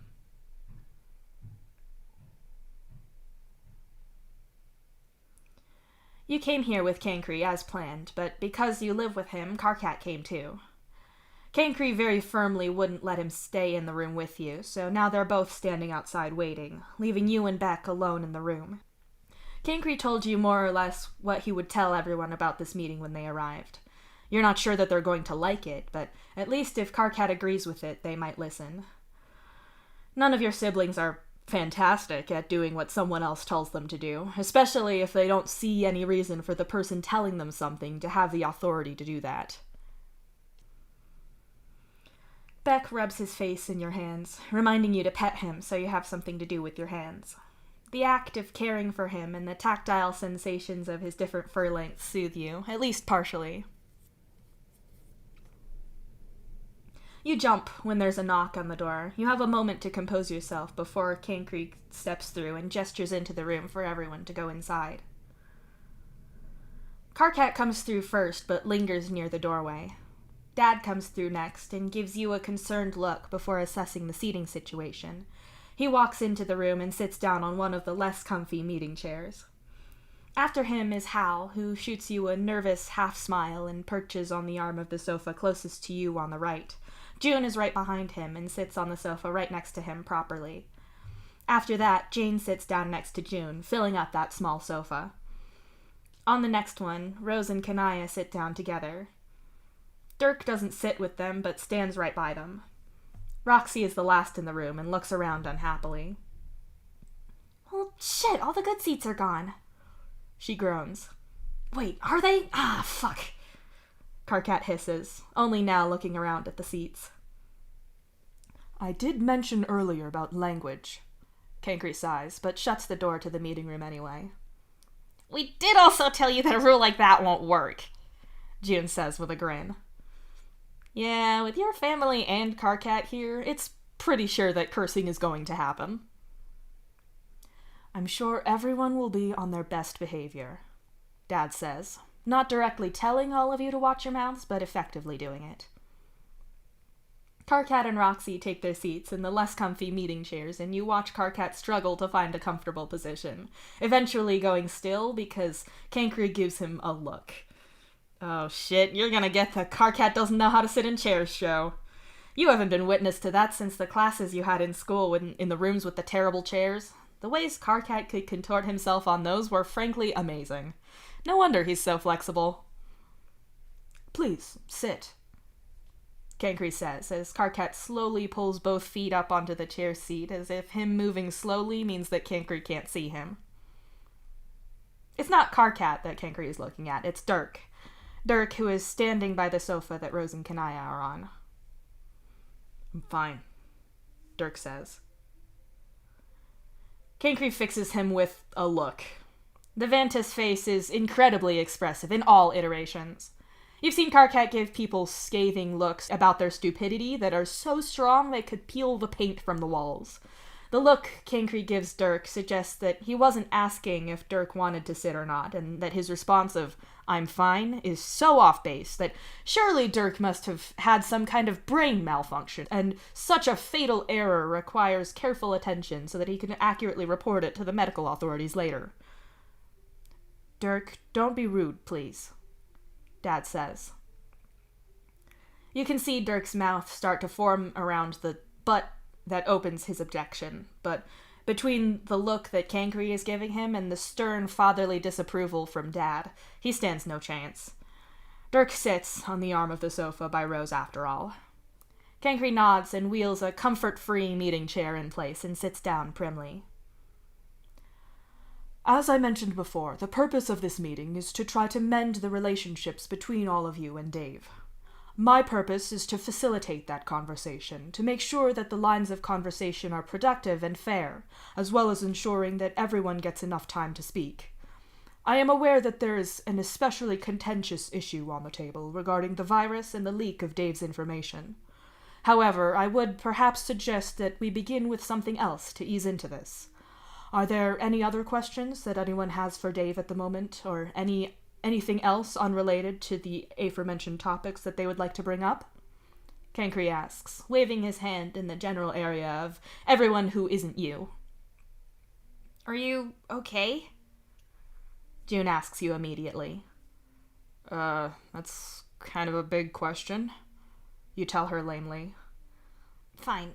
You and Jade broke up. June starts again. Why would you open with that? You hear Kanaya groan quietly. Not asking you. Are you okay with the breakup? I couldn't even get anywhere near you to ask if you were okay or to check on you or anything. Jade said that it was all okay and that you two were fine, but are you? June asks, looking from Kanaya and back to you. Oh, well, that's something. You look down at Beck and run a finger gently down his muzzle and the short white fur there. It sucked, but it was mutual. Well, no, it wasn't mutual at all. I didn't want to break up, and it sucked really badly, but the more we talked about it, the more I get it. I wouldn't want to make her stay with me now that I know what I do. Besides, we're still cool. We've talked loads, and we're still trading back between us. It stings a little still, but I got over it. You tell her with a shrug. Hal is keeping his face deliberately neutral, and Karkat gives you the look he gives his romance movies when it's the sad bit before things get better again. I wish I could have been there to help, June says softly. Nah, most of that was on planet, so there's no way you could have. Besides, it's going around, you say, and shoot Karkat a look. Oh, fuck you! Karkat retorts instantly. Karkat? Cancri warns him. I mean that lovingly? Karkat tries. Wouldn't that make it more inappropriate, not less? Roxy points out. It would, yes, Cancri says flatly, and Karkat dramatically flings both of his arms in the air in surrender. You just bite down on the reply. I'm okay with that. as the few brain cells you have catch how that sounds and how it's far too close to your actual feelings. Sometimes your brain does work faster than your mouth. Sometimes. Can I ask a question now? Jane asks, glancing between you and Cancry. Cancry nods, so Jane goes on. Are you all right medically speaking now? They took you to a hospital after you spaced yourself, which was so dangerous, by the way. And I know a little from the others about how you seem to be physically, but not much else. Jane says. Aqueous replaced my eyes and fixed my hearing up. That took a little time, but stepping outside the ship didn't do a load of damage. The rest was just... You hesitate. Recovering. Very nonspecific. You've managed to skirt around mentioning that you're a balancer, even though everyone in this room and even on the ship already knows. Some habits are hard to shake, it seems. Can we talk about everything else yet? Dirk asks uneasily, like you might shatter at the mere idea. Here we go. You slouch down in your chair a little and wait. As I mentioned previously, there are specifics to do with the treatment Dave experienced at the hands of your biological parents that are off limits for now. Cancry reminds everyone. Did the captain tell you that that the situation in her office would happen if you didn't do what she said? Dirk asks first. You mean, did she go, hey Dave, if you do one thing wrong, I'm launching your family out of the airlock like the meatiest rocket launcher known to man? No. She didn't sit me down and say that. You say flatly. I don't think anyone has ever said exactly that until now. Karkat says flatly as he twists in his chair and dangles a leg over the edge. I suppose it would be pretty much implied, though, Rose says, finally speaking. Not exactly. Telling people about that stuff outside of very specific circumstances would be treason, but normally you get steps between that kind of crime and throwing people out of the airlock. It wouldn't have been my first guess, but it's not like I was entirely shocked either. When you expect everyone to fuck you over eventually, you're never surprised. You say coldly as you look her right in the eyes. It was not my intention to fuck you over, as you said, Rose says. That's really helpful for me, thanks, you say, as sarcastically as humanly possible. Okay. Maybe a few apologies are in order. Cancry, help me out here. Could we structure this somehow? Roxy asks quickly, trying to diffuse things like she always does. I think that would be a good idea. Your dad agrees with a nod. We could do like a... say why you're sorry or what you're sorry for thing. Then Dave could ask questions or clarify and go from him to us until we hit a point where that's as far as you're gonna go and then move on. Karkat suggests, getting out of his chair and turning it around to sit down on it sideways. That format seems acceptable, Cancry says, in the voice of someone who's mad that he didn't get the chance to propose that and is really trying not to show it. Sure. You shrug and turn your attention to Beck. We could go around the room this way, Cancry suggests. Oh, no need. Hal and Dave are fine, Dirk says bitterly, being the very example of what you didn't want to start happening. Dirk, may I remind you that I did explain that I will not tolerate personal attacks in this space. It doesn't matter if they are directed at Dave or one of you. Your comment was clearly intended to hurt, and it also calls into question Dave's judgment on the matter of who he wants to speak to, and who he has until now declined to do so.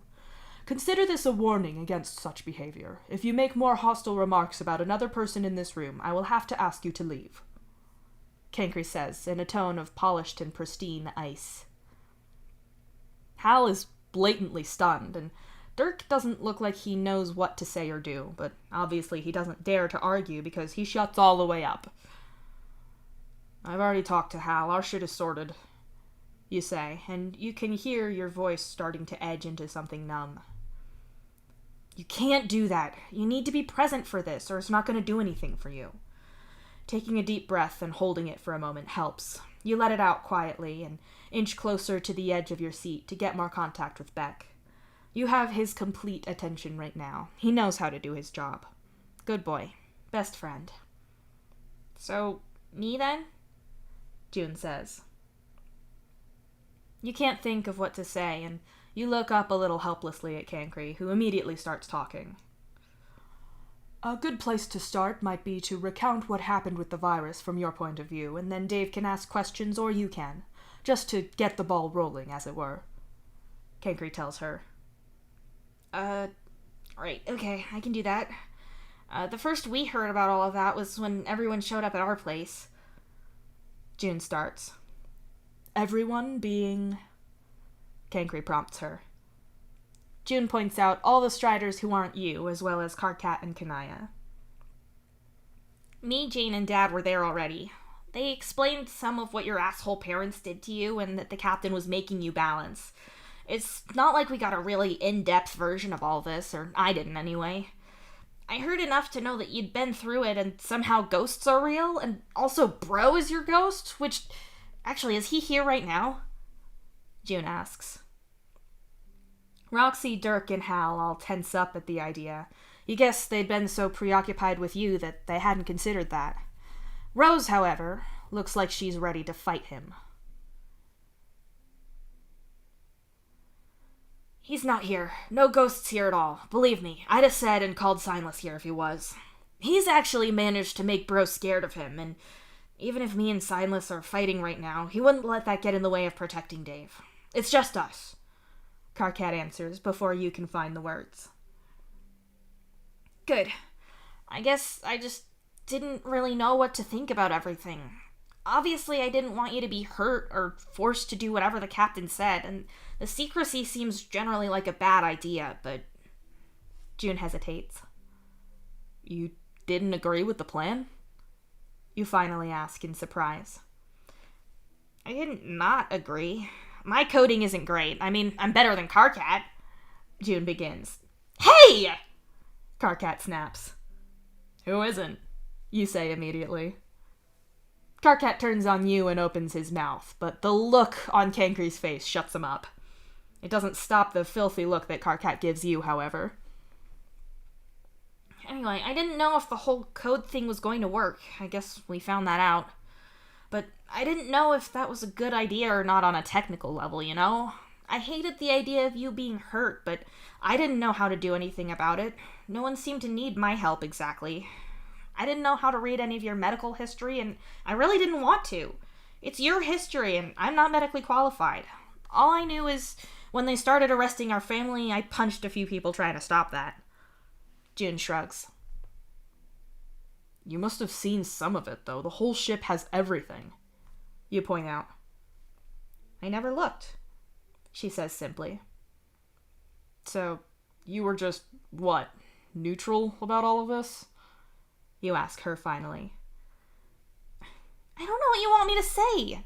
Your information wasn't supposed to get out, and they're normally good with code. Everyone else seemed convinced it was a good idea and that we needed to save you from all of this. I didn't want you hurt more than you had been, so sure, I'll go with it.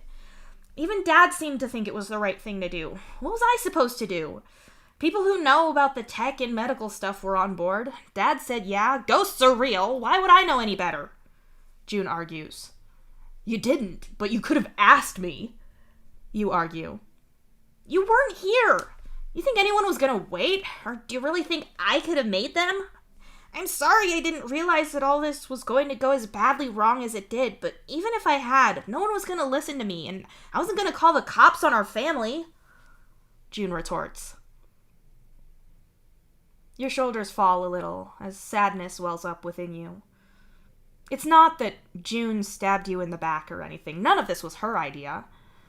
You know damn well that none of her Strider siblings would have listened once they'd started down the path they were on. Same with Jane when she gets going, and when you consider that Dad had been blinded by parental protectiveness and agreed, what could June have done?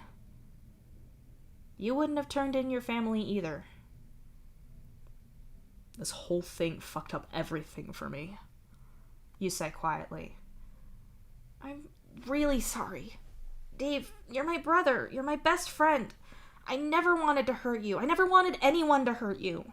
I missed you so much when you were gone. We thought you died at one point, and now you're back and things are worse, but we still can't talk to you. It sucks. June says, obviously just as unhappy about this as you are. I missed you too. Okay, yeah, I can do this with you. You say. You don't see how June reacts because you're trying to look inwards. The doc keeps saying that part of why you can fake things so well is that you sometimes just disconnect yourself from your own feelings and wants. Obviously, not always. You have lots of feelings about things. It's just that your awareness of a lot of them is hard for you to catch. Case in point would be something like asking Solix to kiss you so you could work out if you liked him that way. It's realizing years after the fact that you had feelings for Karkat. It's being oblivious about your own mounting anxiety that you don't catch that something is wrong until you get hospitalized. So, you pay attention to your feelings. There's a tightness in your stomach that you know is anxiety, but it lessens ever so slightly as you settle things with June. On the other hand, there's a heavy sort of sadness in you, but you're not sure if you're sad that it came to this, or sad that June didn't realize the things you wish she had. You scratch Beck's shoulder for a bit and then speak. Working around the room, Jane is next. So, the first you heard about this was the same time as June, right? You ask as you look up at her. Oh, yes, that's the first time both of us and Dad heard about it. Rose explained, and she had your files. Obviously, the psychiatric experiment side is more familiar to her than me, but I needed to see the medical side of it, since she doesn't understand that as well as I did. I needed to... Jane starts, but you cut over her. You fucking didn't need to, though. You snap at her. Jane stares at you, clearly dumbfounded. I didn't... Who knows what else they'd done to you? Rose told us that they'd She starts. I will remind you again of the rules that I explained outside.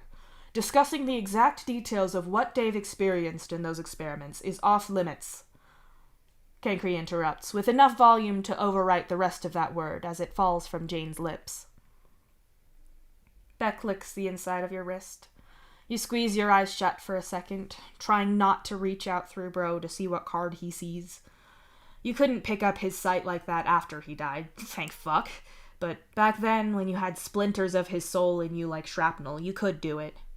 You were very incentivized to do it well. Jane is arguing that you brought it up, but Cancri is shutting her down with cold and clinical replies. Beck licks at your wrist over and over. Gross doggy spit, his taste buds, the texture of his tongue.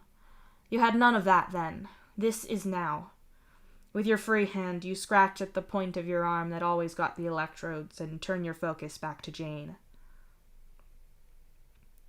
I told Solix that I went through shit, just enough to explain what Mom was like. I told him since he'd found out about the Void, and I could. Arati and Fazer knew a little, and I could tell them if I wanted. I didn't tell any of them more than that. You tell her, and you can hear that your voice is cold. It's not because you're emotionally disconnected this time. Instead, you're just pissed off. I can imagine how hard that is to talk about, but I had everything in front of me. I had to know. I didn't know if they'd left anything awful in you that you didn't know about. Jane argues desperately. You're not my doctor, and you can't just look at people's... I didn't want you to know. I didn't want anyone to know, and you assholes told everyone. What fucking right did you have to see any of that? You demand, anger bubbling hotly inside of you. You're my brother! She snaps. You're not even sorry, are you? You say. You're not really asking. Like, that should be a question, but you're not in any doubt here. You feel cold and heavy inside. See, this was the advantage of not having this conversation. It meant that you didn't have to know that they don't regret what they did to you. There was that possibility that it was all some misunderstanding or something that made everything right. I'm sorry you were hurt. That wasn't my intention. Jane tells you. That's not an apology of any kind. You're apologizing for how Dave received your actions rather than expressing remorse for anything you said or did. As such, that's not an apology. If you wish to apologize, you will need to do it properly, or else I would suggest not doing it at all. Cankry corrects her, as if he was explaining something painfully simple to someone deliberately obtuse. You know what? I've had enough of you, Buster. You don't have anything to do with this, and no one wants you here. Jane snaps at him. Jane? Your dad warns her. Dave wants him here. He asked him to be here. Karkat retorts, his voice dipping into something trollishly angry. You consented to me mediating this by attending, and I have plainly explained the rules to you already. Rules that exist for occasions such as this. Cankry says simply. He looks at you after that, his red eyes flickering over you, and then shifts his attention to Beck. After that, he looks back at Jane. Well, Jane starts up again. I was not done speaking. You have several options. You can either make a sincere attempt at your earlier apology, this time referencing what you actually did instead of how Dave felt about that. The topic in question, of course, being your lack of concern for Dave's privacy and your gross breach of his medical history. Though I am sure you ought to have completed a lot of training on that already, Doctor. If you don't feel willing or able to achieve that, then perhaps you can cover something you are sorry for. Alternatively, you can take my professional recommendation to sit down and be quiet.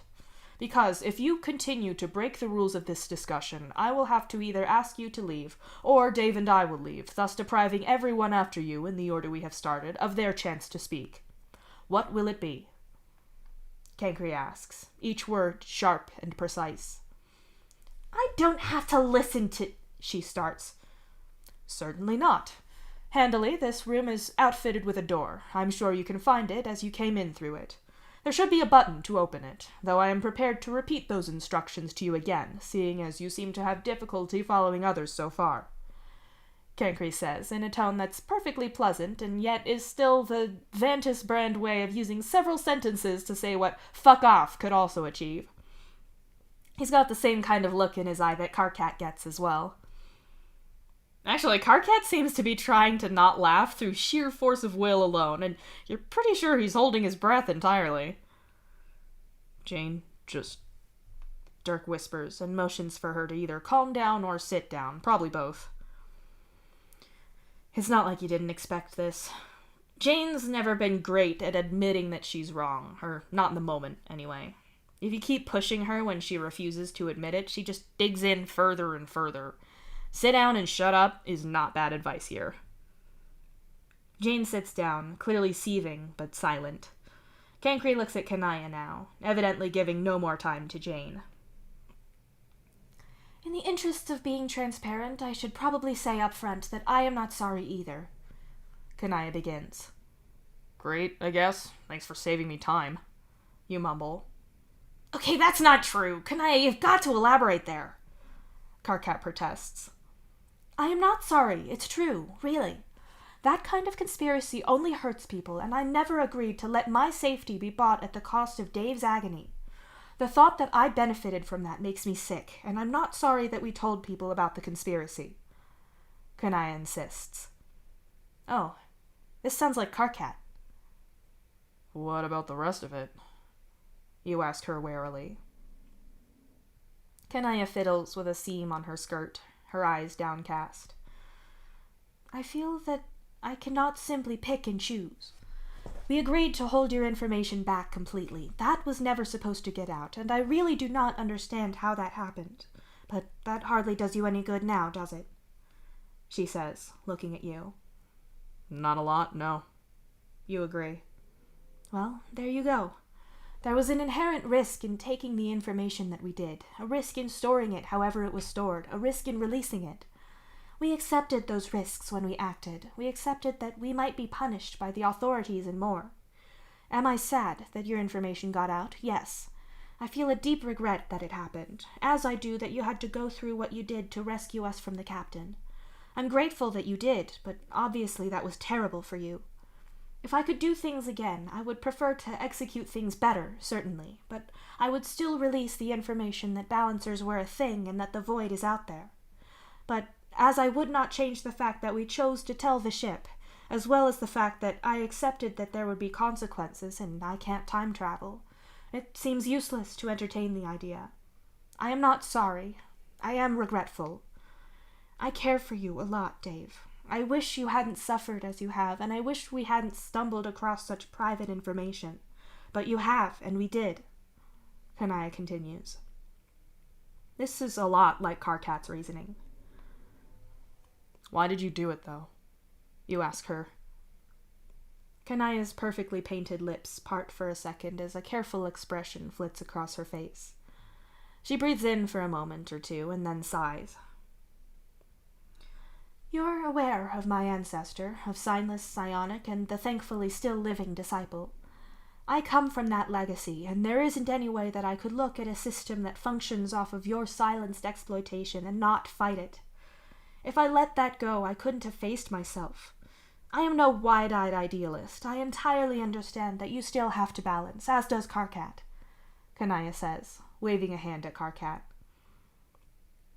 Karkat freezes as several of you look at him. He'd been partway through struggling into a new position on his shitty chair and is now caught trying to hold the midway pose like this was deliberate, and he's sat like that this whole time, really. It's very convincing. The one leg slung over the back of the chair, a trembling arm supporting him on the seat. So comfortable and natural.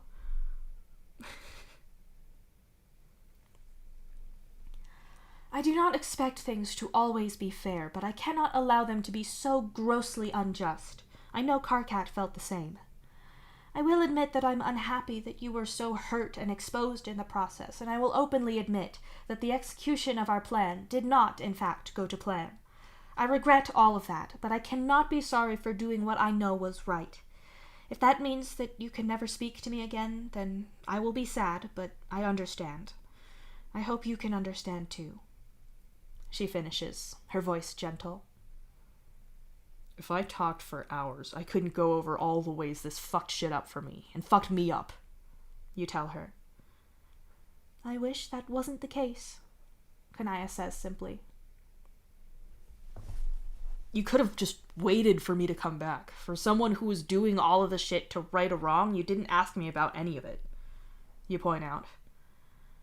I think that if I could do this again, I would wait, if only so the release wouldn't have been such a surprise to you and put all of us in the position that it did. I know we decided on the timing, but... Kanaya frowns.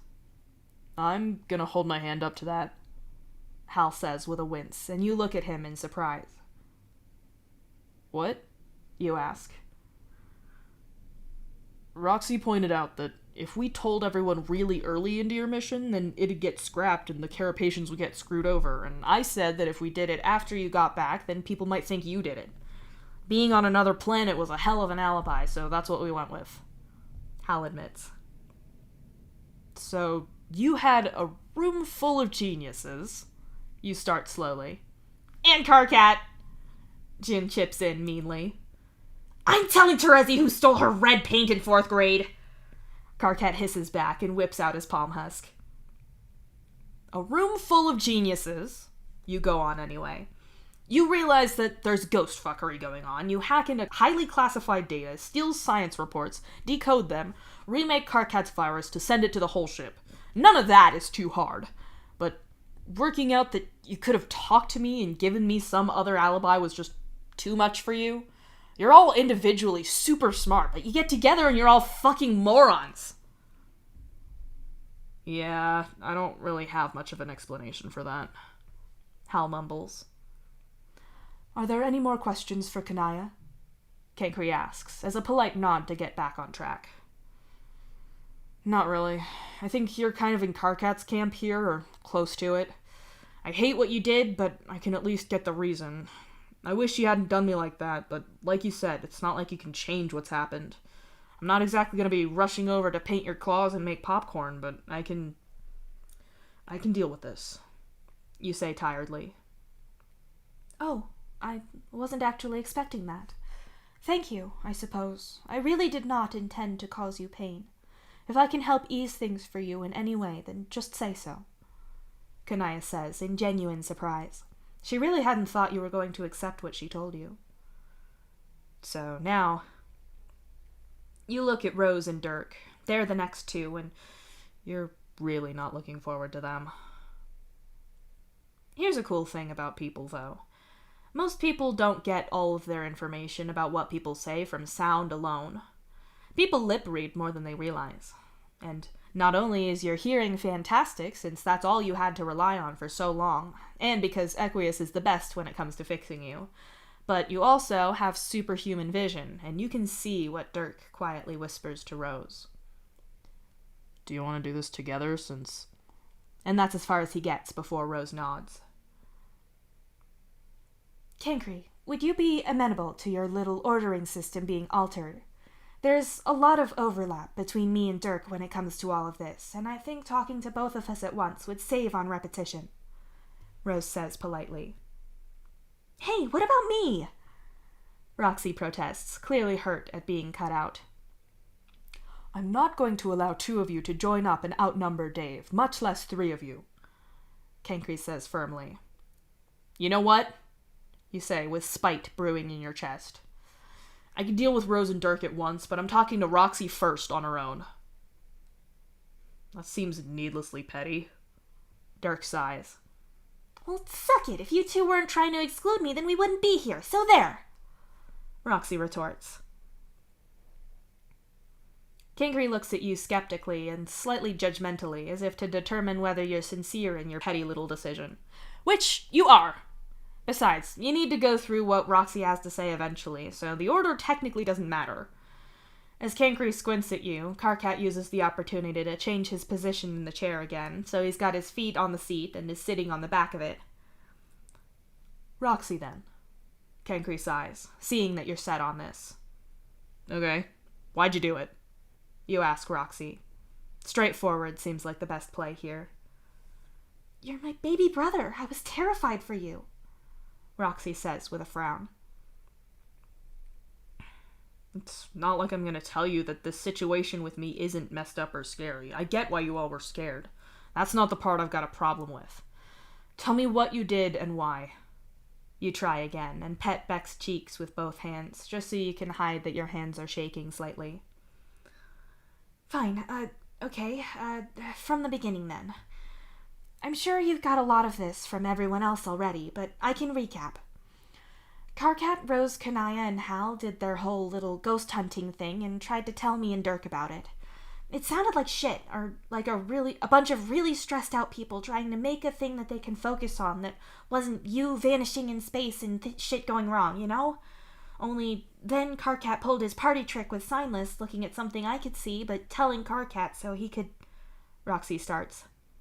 I know how that works. You interrupt. Oh, that's interesting in a horrible way. You can see the faces of everyone who knows about that experiment with the cards and the electric shocks, because they all realize how that hit you. So you and Dirk then believed the others. Go on. Cancri prompts her, so everyone isn't staring at you like that. Right, sorry. We got hold of Mom's files because we thought this was a space thing, and some of her research was also... well, it seemed relevant. Only it turned out really relevant. We knew we had to tell people, but we never wanted to tell anyone about you. I'm sorrier than I could ever tell you that all of that got out. Really, I am. She insists. Sure. Why did you have to tell people? Karkat and Kanaya both went hard on this is the ethical hill I die on. Why'd you do it? You ask, smushing Beck's cheeks up and then pulling them back into a goofy smile. I'm not going to discount the whole shady secret conspiracies equals bad thing. I for sure also think that. That isn't something we need to go over, right? We've covered that, Roxy says. You nod distractedly and nudge your thumbs against Beck's mouth so he opens his jaw and you can stick your thumbs in there. A real apex predator here, a descendant of wolves, and he lets you squeeze his face and knock your thumbs off his teeth just so you're distracted. He does get bored of this reasonably quick and goes, "Arr, row, row," and shakes your hands off. You go back to petting him normally, just so you're being nice back to him. He likes that a lot more, his eyes narrowing in doggy delight as his tail wags on the floor. The conspiracy thing is a thing, but I was more concerned with you. Not that I wasn't concerned for you too, Karkat, Roxy says quickly.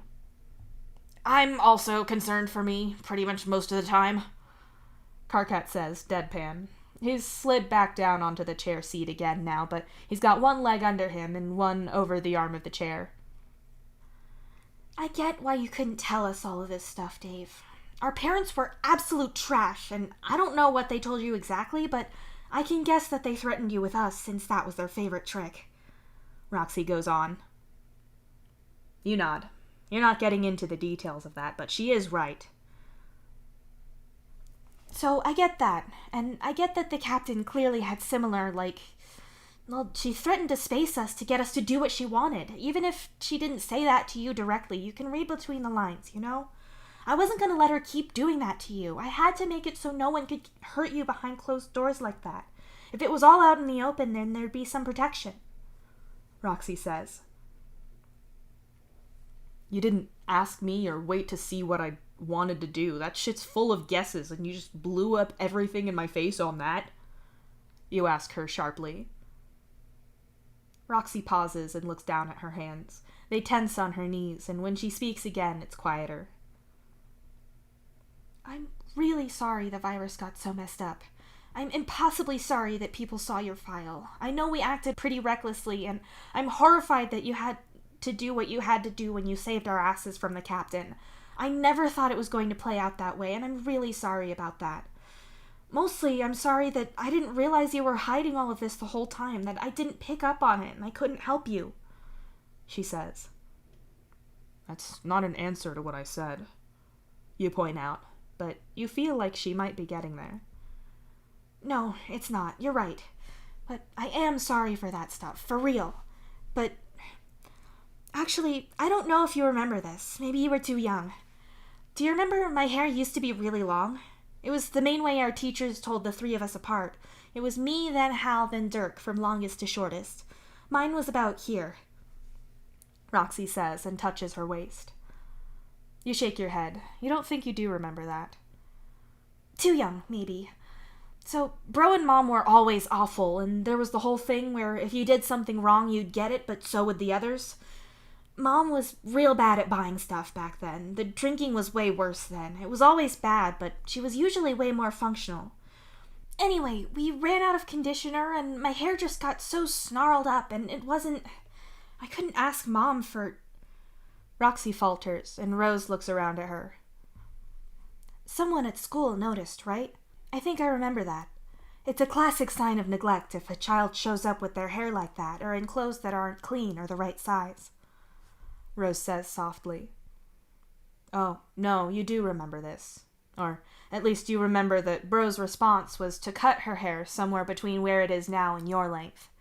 Someone worked out that your family wasn't right. If I'd asked you if you needed my help, then you saying no wouldn't have meant anything, Roxy says finally. She'd lied, said that she'd let her hair get like that so her parents would have to cut it for her. Everything's fine here, stop asking questions. And honestly, if your family had asked you if you wanted their help, you'd have said everything was fine too. You should probably tell your doc about this. Also, fuck your parents for being so terrible in every possible way. Your dad, the only not terrible parent you've ever had, gets up and pulls Roxy into a hug. You hold on to Beck a little tighter. On paper, you want to say that I'd have done what I did no matter whether you agreed or not. Sounds absolutely awful and not like the kind of thing you should forgive someone for.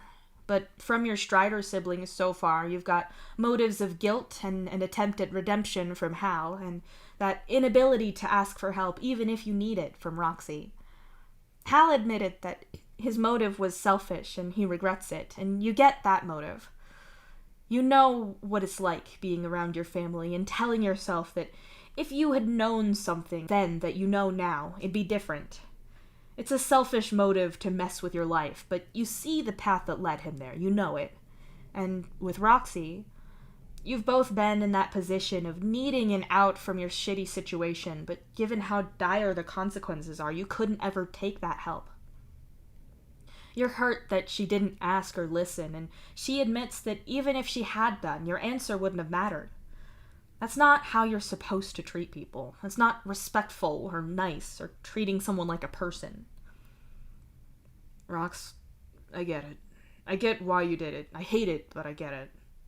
You tell her. Roxy pulls away from your dad's chest, her mascara smeared a little on her cheeks. She looks at you with wide eyes. You get it? Do you mean... Roxy trails off uncertainly. Do you mean that you're pissed with her, but you can talk to her when you feel able to, like with me? Hal fills in for her, and you nod. You and Hal are a lot better now. It's not so raw. There's still this air of unease when you're together, but it's lessening every time. You don't think you can talk to Roxy like how you are with Hal right now, but you can probably put her at the same starting range he was when you first talked. You're probably going to be a little frosty with Kanaya, and a lot of her deal depends on Rose. You're more or less fine with June, since she just seems caught up with it, and you still have to finish shit with Jane when the two of you are calmer and she's had more time to think. Maybe one-on-one, maybe even over text, so you're not so in each other's faces. I think I need to go splash some cold water on my face or something, if that's okay. Roxy sniffs. She looks like she wants to hug you, but you'd really prefer that she didn't. A break might be in order, I think. Cancry nods, and Roxy excuses herself. That sounds like a good idea. Dad nods. Mr. Egbert, you have a stain on your shirt. Cancry says politely, gesturing to his own chest to point out the area on your dad where there are black mascara smears from Roxy. It can't be helped. It's only fabric in the end. My children are more important.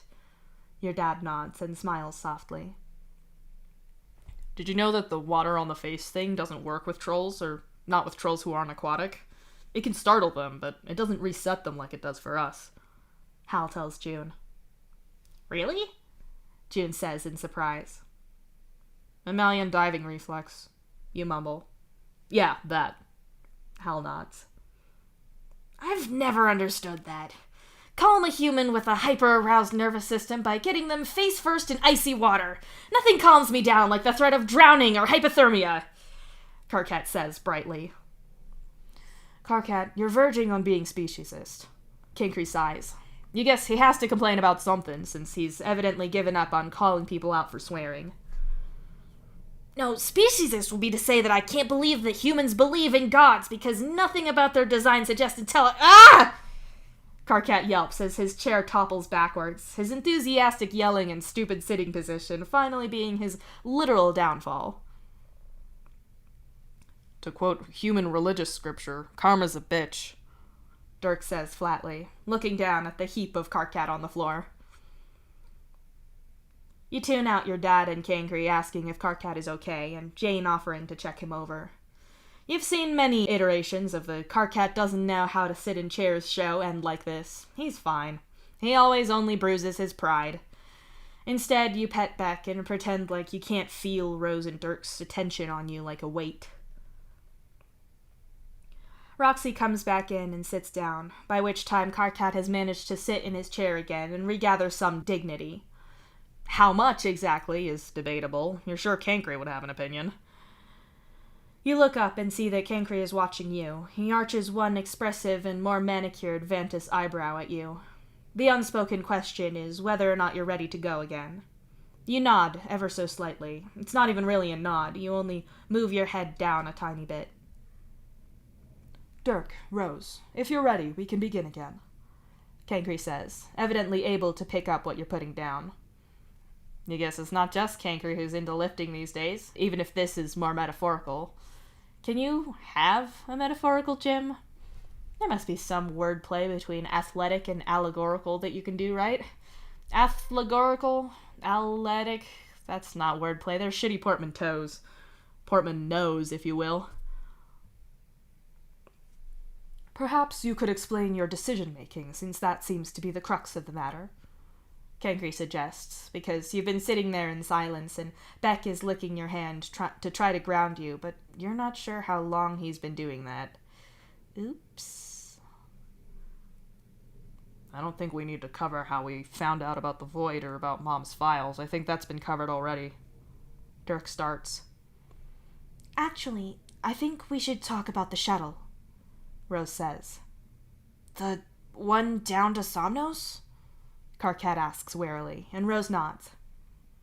Is this leading into a point where if you'd known about the void before then, you wouldn't have been so worried? You ask, anticipating where this is going. We all thought you were dead. I fell apart, Rose insists. That sucks for you. Sorry that happened. Either I jumped the ship or we all died, and doing it knocked me out completely. It was the biggest thing I'd ever moved. We couldn't call back when we landed either because it took time to get the comms working. It's no different than if we'd had engine trouble. You shrug. I also have it on good authority that the information about that at the time was meant to be kept back until Flight Command had more information about what was happening to prevent panic. Cancri adds in. Regardless of whether we were meant to see it or not, if we'd known about all of this, then it wouldn't have been so terrifying. It shouldn't have been secret at all, Rose says firmly. Really? You're telling me that if I went out in a shuttle right now and it vanished, that you'd be chill with that? That instead of freaking out because I've inexplicably vanished, you'd be cool because the little tin can that I get shot into space inside has fisted its way through the orifice of an inexplicable and unstoppable force that ate our homeworlds? That'd happen and it's no sweat? You ask her skeptically. That sounds like a more specific but equal freakout, June says with a grimace. Yeah, as much as I'm all against overbearing conspiracies and secrets, I don't think the agony of that situation is made better by knowing the truth. It's not made worse, just different. We still wouldn't know if he was okay or anything. Karkat agrees. Rose does not look like she agrees, but she's always had to know everything. She can't resist it. Your doc would probably say that it's a coping mechanism. Alright, I think this is getting a little more hostile than it needs to.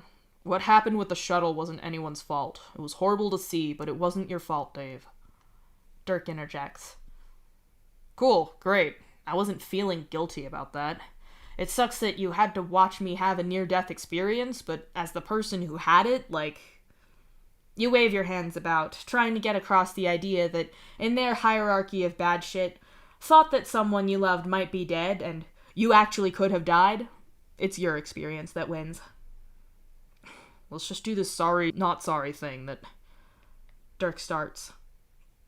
You two are good at that, you say coldly, and you get to see both Dirk and Rose bristle. This isn't a productive discussion if you interrupt like that, Dave. You asked me to facilitate, so stay on track, Cancri reminds you. You hold your hands up in surrender and slump back in your armchair in silent anger. It seems that you didn't actually let go of how completely furious you were about their whole stunt at the bar. You apparently did the emotional equivalent of sticking your fingers in your ears and pretending it wasn't there. Maybe you get credit for noticing that. You'll have to ask Cotard. As for now, you're silently seething and waiting. Okay. Dirk starts, and you can tell he's pretty much talking through gritted teeth. I'm not sorry for showing up at the bar to try to talk to you, and I'm not sorry for telling you that you shouldn't be drinking. Our family history with that is dangerous. You know better than that. We thought you did, but apparently you've been hiding the fact that you drink, which is honestly more concerning, so I'm not sorry about that either.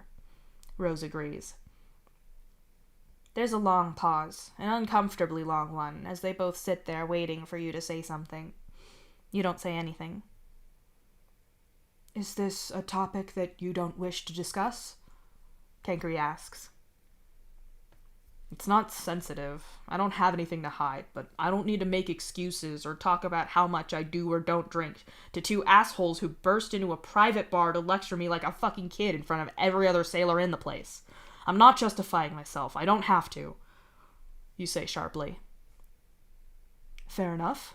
I believe the two of you had other points, Cancri says, looking from you to Rose and Dirk. The implication to drop it and move on isn't subtle. Could I talk to you about that later in private? I've got no intentions of lecturing you. Your dad interjects. Not today, but fine, I guess. You sigh, and Dad nods. Moving on then. I do want to say that I am sorry for everything that went wrong with the virus and the shit show that it led to in the captain's office. I know I'm repeating Roxy and probably Hal, but I needed to say that the same goes for me. Dirk goes on. You nod at that. I am also sorry for your file being leaked and for not coming up with a better contingency plan if we got caught, Rose admits. Dirk pushes his glasses into his hair and looks down at the floor. His body language is tight and tense all over. His voice isn't quiet when he speaks, but it is softer, sadder. I know that we're all going to feel this way, so maybe it's redundant to say it. I know, even without asking, that Hal and Roxy are going to agree with me on this, but even though I know it's too little too late, I'm sorry. I'm sorry that I didn't realize what was happening back then, that I didn't figure out what the time at the lab was all about, that I couldn't see how much you were hiding from us. I get why you couldn't say anything, and given how long you've been keeping this secret, it makes sense that you'd be good at it, but I'm sorry that I never saw through it. I'm sure it was worse for you, obviously it was, but the thought that you were living through all of that and I never knew. I wish I could have done something then, Dirk says. A look flickers over Hal's face, like he knows that Dirk is almost at the realization that he got to, but he's not quite there yet. He doesn't want to tell him and stop him from getting there, but he clearly thinks Dirk is close. We were kids. I wasn't expecting you to know or help. None of you could have. You sigh. That doesn't stop me from not kicking myself for not doing something then. At least, I did something when I knew, but... Dirk trails off with a helpless expression. Hal is staring a hole in the ceiling at this point. Actually, I have a question, you say, making everyone look at you. I already said that all of you are supposed to be smart, but apparently you're not. None of you have told me... Okay, you told me why you did this for ethical reasons and so on, but why did you do this? Why did you think that this was a good idea, that you were right? I'm not sure that I follow the question, Cankry says, and it looks like a few other people are confused too. Okay, order of events. The shuttle gets messed up, everyone is stressed. Karkat gets Rose and Hal involved with the idea of ghosts. Then Signless happens, and Karkat can prove that he's real, so Roxy and Dirk get involved. I'm with you so far. These three steal classified documents from Mom and start seeing about her fucked up science. What happens then? You ask. We discussed the conspiracy and agreed to destroy it, Kanaya answers. No, because surely there's some steps between seeing what you did and that, you say. The upsetting silence in the room tells you that there was not. You mean to tell me that you fucking morons saw some files and video from Mom, that you took in all that shit, and immediately went to your bullshit plan for assholes. You saw reports from our mother, the unhinged, amoral, ruthless, lying lunatic, and thought, this sounds entirely trustworthy. I'll risk the lives of everyone on the whole ship on just this. Really? You demand. A single source isn't great. I'm not denying that, but Mom was at least a good scientist. Horribly fucking unethical, but she was smart. Or is smart. She's still... Dirk waves a hand through the air to indicate wherever it is that your mother happens to be right now. Is she, though? June asks after a second. Smart? Yeah. I'm pretty sure that was bad science, though. Even Rose said so. Karkat agrees. And you still went with that? You ask. Mom admitted that her test project to work out if the void was dangerous got scaled back to statistically useless levels, and then she admitted that it failed. Mom's ego is way too big to say she failed when she didn't. The science might be sketchy, but I believe her on that much. Dirk says. I know it seems like we acted rashly, but we had to. This whole thing was wrong, and sure, the secrecy is unethical, but it's you I care about, Dave. I couldn't do anything Dirk trails off, and his eyes widen. Why'd you do it, Dirk? Hal asks. Oh shit, that's why I'm mad at Jake. It's about me. I was furious that he knew and did nothing because only a monster would... And the only reason I wasn't as bad was because I didn't know, so the moment I knew, I had to act, or else... Dirk whispers and claps a hand over his mouth. Okay, but for real, it wasn't like there was a lot of other information out there. Roxy points out. Was there not? You ask, almost breathless with anger. We could have asked the sailors or you, Hal says with a wince, as Dirk continues having a silent emotional breakdown across from you. The sailors were already following the captain's orders, and we've already established that you were not necessarily a reliable source either. Either because you were consciously trying to protect us from a threat that wasn't real, or one that was, in the case of the Rose starts. A threat that wasn't real? You repeat, leaning forward in your seat sharply.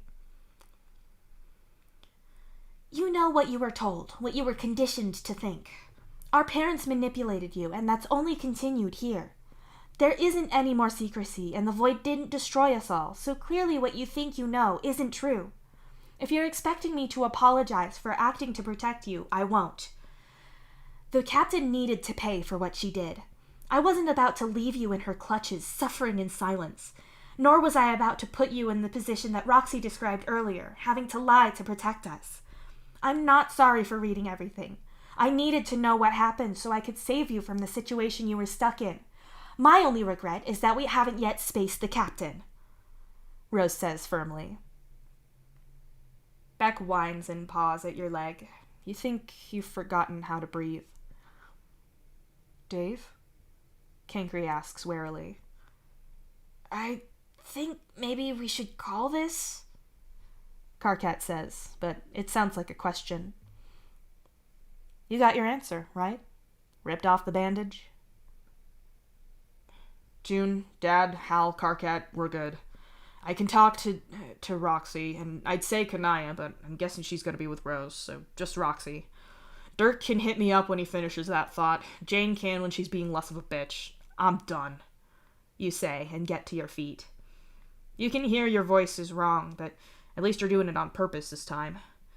You don't want to be emotional because you don't want to give Rose the satisfaction. But you can't... Rose starts. I don't need to be here. You already know everything. You don't care what I have to say, and you're not sorry about it. You said so. This wasn't about me. It was just about you getting even. You tell her. I'm not going to apologize for being angry that people tortured my brother, she argues with you, trying to move across the room to you. Rose? Karkat tries, but she ignores him. You look at Rose, who is obviously angry. Probably because you're not grateful for her big hero move and how smart she is. It's hard to even look at her. You're just like Mom, you say simply, and Rose reels back like you punched her right in the face. You don't mean that, Rose whispers. Hey, you're already telling me what I think. I can hardly tell you apart, you say simply, and leave. You think you need to get home. You think you need to get home right now.